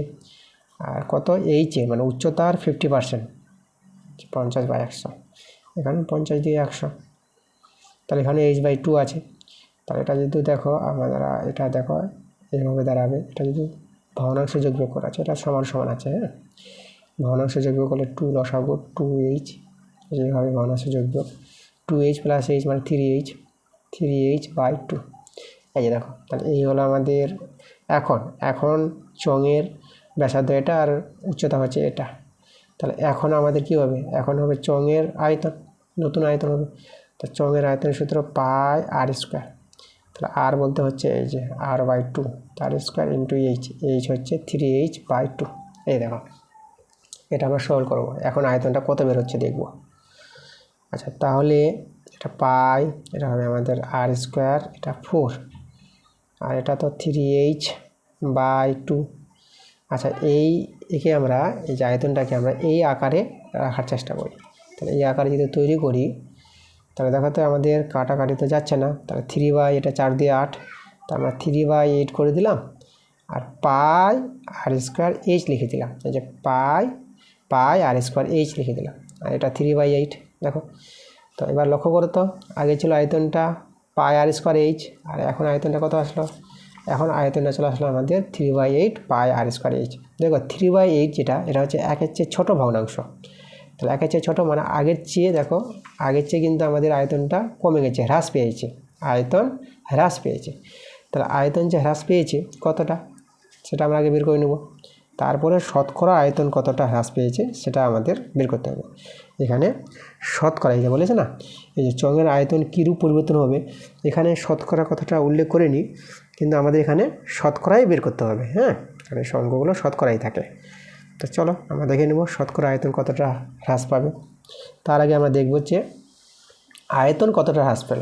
আগে আয়তনটা কিন্তু বেশি ছিল, এখন কিন্তু আয়তনটা দেখো কমে গেছে। এই যে কখন কমলো, যখন আমাদের ব্যাসার্ধ 50% হ্রাস করছে আর উচ্চতা 50% বাড়াচ্ছে, বৃদ্ধি করছে, তখন আমাদের দেখো আয়তনটা আমাদের হ্রাস পেয়ে এই যে এত হয়ে গেল, মানে হ্রাস পেয়ে না, মানে আয়তনটা এখন এটা হলো। তো আয়তনটা কত হ্রাস পেল এবার আমরা এখানে লিখব। তাহলে আয়তন হ্রাস পায়, চঙের আয়তন, আয়তন আয়তন হ্রাস, আয়তন হ্রাস পায় মানে কমেছে আয়তনটা। দেখো আয়তন হ্রাস পাবে কত, আগে ছিল আমাদের প্রথম বড় আয়তনটা পাই আর স্কোয়ার এইচ, আর এখন কত আসলো 3/8 পাই আর স্কোয়ার এইচ, এই যেটা। তাহলে এখানে দেখো বিয়োগটা পাই আর স্কোয়ার এইচ কমন নিয়ে নাও, তাহলে এটা 1 - 3/8 এভাবে রয়ে যাবে। তো এটা যদি ভগ্নাংশে যোগ বিয়োগ করো, এটা দেখো 8 থেকে 3 বিয়োগ হবে, মানে 5/8 পেয়ে যাবো, মানে এটা পাবা 5/8 পাই আর স্কোয়ার এইচ। তা দেখো এখন আয়তনটা হ্রাস পেয়ে এতটা হয়ে যাবে। এবার শতকরা হ্রাস কতটা, দেখো শতকরা হ্রাস কী করে পাবো, শতকরা হ্রাস পাওয়া যেটা নিয়ম, মানে আয়তন শতকরা হ্রাস পাবে সমান সমান 5/8 পাই আর স্কোয়ার এইচ। মানে যে আয়তনটা হ্রাস পেয়েছে সেটা থাকবে উপরে, আর বাই আর নিচে থাকবে কী থেকে আয়তনটা হ্রাস পেয়েছে, মানে আগে আয়তন ছিল আমাদের এটা পাই আর স্কোয়ার এইচ, এটা থেকে তো হ্রাস পেয়েছে এতটা। তাহলে দেখো আমাদের এটা নিচে দেব, যেটা থেকে আয়তনটা কমেছে যেখান থেকে সেটা নিচে দেবা, এই থেকে তো আয়তনটা হ্রাস পেয়েছে, পাই আর স্কোয়ার এইচ আমরা নিচে দেবো, আর 100 দিয়ে গুণ করে দেবা। এটাই হচ্ছে আমাদের এই যে চঙের আয়তন শতকরা হ্রাস পাবে এতটা। ঠিক আছে, এটাকে সরল করি আমরা, আমাদের অ্যান্সারটা বেরিয়ে আসবে। দেখো এটাতে মিলে আছে, কেটে গেল। তাহলে এখানে 5/8 ইন্টু 100, চল কাটাকাটি করে 4 দিয়ে 8, আর এখানে 4×25 100। তাহলে আমাদের দেখো তো উপরে 25 পাচ্ছে, কত 25 পাচ্ছে, আমাদের দাঁড়িয়ে আছে 125, 25 পাচ্ছে হবে 125, 125 আর নিচে 2। আচ্ছা, একে আমরা যদি ভাগ করে নিই তাহলে কত দাঁড়াবে, দেখো ভাগটা আমি এখানে দেখাচ্ছি। তাহলে এখানে 2 দিয়ে ভাগ করতে হবে 125কে। তাহলে এখানে আমরা ভাগটা দেখো 6 বারে নেব, এই যে 2 × 12, 5 নেমে গেল, 2 দিয়ে 4, 1 নেমে গেল, দশমিক নিয়ে 0, 2 × 5 = 10। এই যে দেখো, তাহলে এটা আমরা ভাগ করে আমরা পেয়ে যাব 62.5%। দেখো এটা কিন্তু আমাদের অ্যান্সার, এতটা হ্রাস পেয়েছে, হ্রাস লিখে দেবো এখানে, এই যে। তাহলে চঙের আয়তন শতকরা হ্রাস পাবে কতটা, এই যে 62.5%। এটা আমাদের অ্যান্সার। এবার চলে যাবো আমরা 12 নম্বর প্রশ্নে। দেখো 12 নম্বর প্রশ্নটা আমাদের বলেছে কাল্পনিক গড় 35। আচ্ছা, কাল্পনিক গড় কী জিনিসটা তোমাদের বই থেকে দেখাবো আমি। আচ্ছা, তারপর আগে অঙ্কটা পড়ে নিই। আচ্ছা, শ্রেণী দৈর্ঘ্য 12, শ্রেণী দৈর্ঘ্য জানো যেটা আমাদের উচ্চ থেকে নিম্ন বিয়োগ হবে, এইচ যেটা এইচ এটা হচ্ছে। আর কাল্পনিক গড়কে এ বলা হয়, এ = 35 দেওয়া আছে, এইচটা দেওয়া আছে 12। মোট পরিসংখ্যা যেটাকে বলা হয় সামেশন এফআই দেওয়া আছে, আর সামেশন FI/UI দেওয়া আছে 20। যৌগিক গড় x বার যেটা নির্ণয় করতে বলেছে, এর সূত্র আছে। তো এখানে আমাদের যেটা আছে দেওয়া, দেখো জিনিসগুলো, কাল্পনিক গড় এটা এ = এটা দেওয়া আছে 35। আচ্ছা, বই থেকে আমি তোমাদের বুঝাবো, তার আগে দেখো শ্রেণী দৈর্ঘ্য এইচ বলি, এটা হচ্ছে 12, আর মোট পরিসংখ্যা যেটা সেটা হচ্ছে সামেশন FI, ঠিক আছে, এটা হচ্ছে মোট পরিসংখ্যা, যেটা দেওয়া আছে 60, আর এটা তো দেওয়াই আছে। আর যৌগিক গড় আমাদের বের করতে বলেছি। আচ্ছা, আমি তোমাদের বই থেকে দেখাচ্ছি কাল্পনিক গড় কী জিনিসটা, দেখাচ্ছি আমি তোমাদের বইতে। তোমাদের 337 পাতায় তোমাদের বইতে চলে যাও, দেখো কাল্পনিক গড় যেটা নিয়েছে দেখো তো, এই যে আমাদের একটা পরিসংখ্যা বিভাজন ছকটা যেটা আছে দেখো, এই যে এখানে মধ্যের যে মানটা, এই যে শ্রেণী মধ্যকগুলো আছে না, 10, 30, 50, 70, 90, এদের মধ্যে কি আছে 50টা আছে। এই যে 50টা যে আমাদের মধ্যক যেটা, এই যে এই যে কাল্পনিক গড় এটাকে বলা হয়। এই এখানে যেটা কাল্পনিক গড় বলেছে না, এই যে এর মানটা সমান 50, তো সেটাই কিন্তু দেওয়া আছে এখানে এর মানটা। এই যে কাল্পনিক গড় 35, দেওয়া আছে এটা বোঝানোর জন্য। আরেকটা জিনিস দেখাচ্ছি তোমাদের, এই যে যেটা আমাদের এইচ, এই যে এখানে তো ইউআই যেটা XI মাইনাস এই যে 50, এটা বা এইচ, এটা হচ্ছে এইচ হচ্ছে আমাদের শ্রেণীদৈর্ঘ্য বলতে এই যে দেখো উচ্চ থেকে নিম্ন বিয়োগ, এখানে কত পাবা 20 পাবা, উচ্চ থেকে নিম্ন বিয়োগ 20 পাবা, এখানেও উচ্চ থেকে নিম্ন বিয়োগ 20 পাবা। এই যে শ্রেণীদৈর্ঘ্যকে বলা হয় আমাদের এখানে এইচ এর মান নেওয়া হয়। আর এই যে এই সূত্রটা আমরা অ্যাপ্লাই করব, এই যে যৌগিক গড়ের সূত্র, এই সূত্রটা প্রয়োগ করে আমাদের এখানে যৌগিক গড়টা আমাদের বেরিয়ে আসবে। তো চলো আমি তোমাদের সূত্রটা দেখাচ্ছি, যেটা যৌগিক গড় এক্স বার আমাদের বের করতে বলেছে এখানে, এক্স বার। তাহলে এক্স বারের সূত্রটা মনে রাখবা, এই যে A plus H into summation, এই যে দেখো summation FI UI by summation FI, ঠিক আছে। এই হচ্ছে আমাদের যৌগিক গড়ের সূত্র, এক্স বারের সূত্র, একদম মনে রাখবা। সবার মান জানা আছে, মান বসিয়ে দাও, দেখো অ্যান্সার চলে আসবে আমাদের। এ বলতে তো 35 প্লাস, আর এইচ হচ্ছে আমাদের এখানে 12, আর ইন্টু, আর সামেশন এফআই ইউআর মান 20 দেওয়া আছে, 20, আর সামেশন এফআইয়ের মানটা দেখো এই যে 60, এই যে আমাদের মোট পরিসংখ্যা 60। চলো সলভ করে নিই, 0 0 আমরা কেটে দেবো, 2 3 6, 3 4 12, তাহলে আমাদের কত হলো, যে এক্স বার যেটা বের হচ্ছে এই যে দিকে 35 প্লাস আমাদের এখানে 4 বাঁচলো, 35 প্লাস 4, তাহলে এক্স বার আমরা কত পেয়ে গেলাম, 35 4 যোগ করে নাও, 35 4 যোগ করে কত পেয়ে যাবে, 39 পেয়ে যাবো। এই যে 39, এটা কিন্তু আমাদের অ্যান্সার, ঠিক আছে। আচ্ছা, এরপরে তোমাদের বড় প্রশ্নগুলো আছে। বড় প্রশ্নগুলো সব বইয়ের অঙ্ক, যেটা আমি বললাম ক্লাসের মধ্যে, যে বইয়ের অঙ্ক আমি তো ক্লাস দিচ্ছি, সেখান থেকে ক্লাসগুলো দেখো, চ্যাপ্টার ওয়াইজ ক্লাসগুলো তোমাদের যাচ্ছে, মনোযোগ সহকারে সেই ক্লাসগুলো তোমরা অ্যাটেন্ড করো, দেখো। আমার চ্যানেলে প্লেলিস্ট ক্লাস 10 ম্যাথ বলে প্লেলিস্ট তৈরি করা আছে, যাও, যারা জানো না আমার চ্যানেলে প্লেলিস্টে গিয়ে তোমরা ভিজিট করে ক্লাসগুলো পার্ট বাই পার্ট তোমরা দেখো, কোনো চিন্তা করার দরকার নাই, বড় প্রশ্নের সমাধান হয়ে যাবে। আর যেসব বড় প্রশ্নগুলো বইয়ের বাইরে আছে, যেগুলো তোমরা অঙ্ক করতে পারছো না, বড় প্রশ্নগুলো তোমরা কমেন্টে আমাকে জানাবা, সেই অঙ্কের নাম্বারটা মেনশন করবা, কত নম্বর মডেল সেট সেটার নাম্বারটা মেনশন করবা, বলে আমাকে কমেন্টে জানাও। তোমাদের সেই অঙ্কগুলো, কমেন্টে আসা অঙ্কগুলো নিয়ে আমি তোমাদের ক্লাস দিব, ঠিক আছে। তো আমাদের তো সব সমস্যার সমাধান হয়ে যাচ্ছে। তো এই ছিল আমাদের আজকে ক্লাসের অঙ্কগুলো। ক্লাসটা যদি ভালো লাগে তোমাদের ভিডিওতে লাইক করতে হবে, ভিডিওগুলো বন্ধুদের কাছে শেয়ার করতে হবে, এবং যারা নতুন আছো এখন পর্যন্ত যারা আমার চ্যানেলটাকে সাবস্ক্রাইব করোনি, তোমরা তাড়াতাড়ি করে আমার চ্যানেলটাকে সাবস্ক্রাইব করে নাও, এরকম আমার ক্লাস পাওয়ার জন্য। তাহলে আবার তোমাদের সঙ্গে দেখা হবে, কথা হবে নেক্সট পার্টে। তোমরা সবাই ভালো থেকো।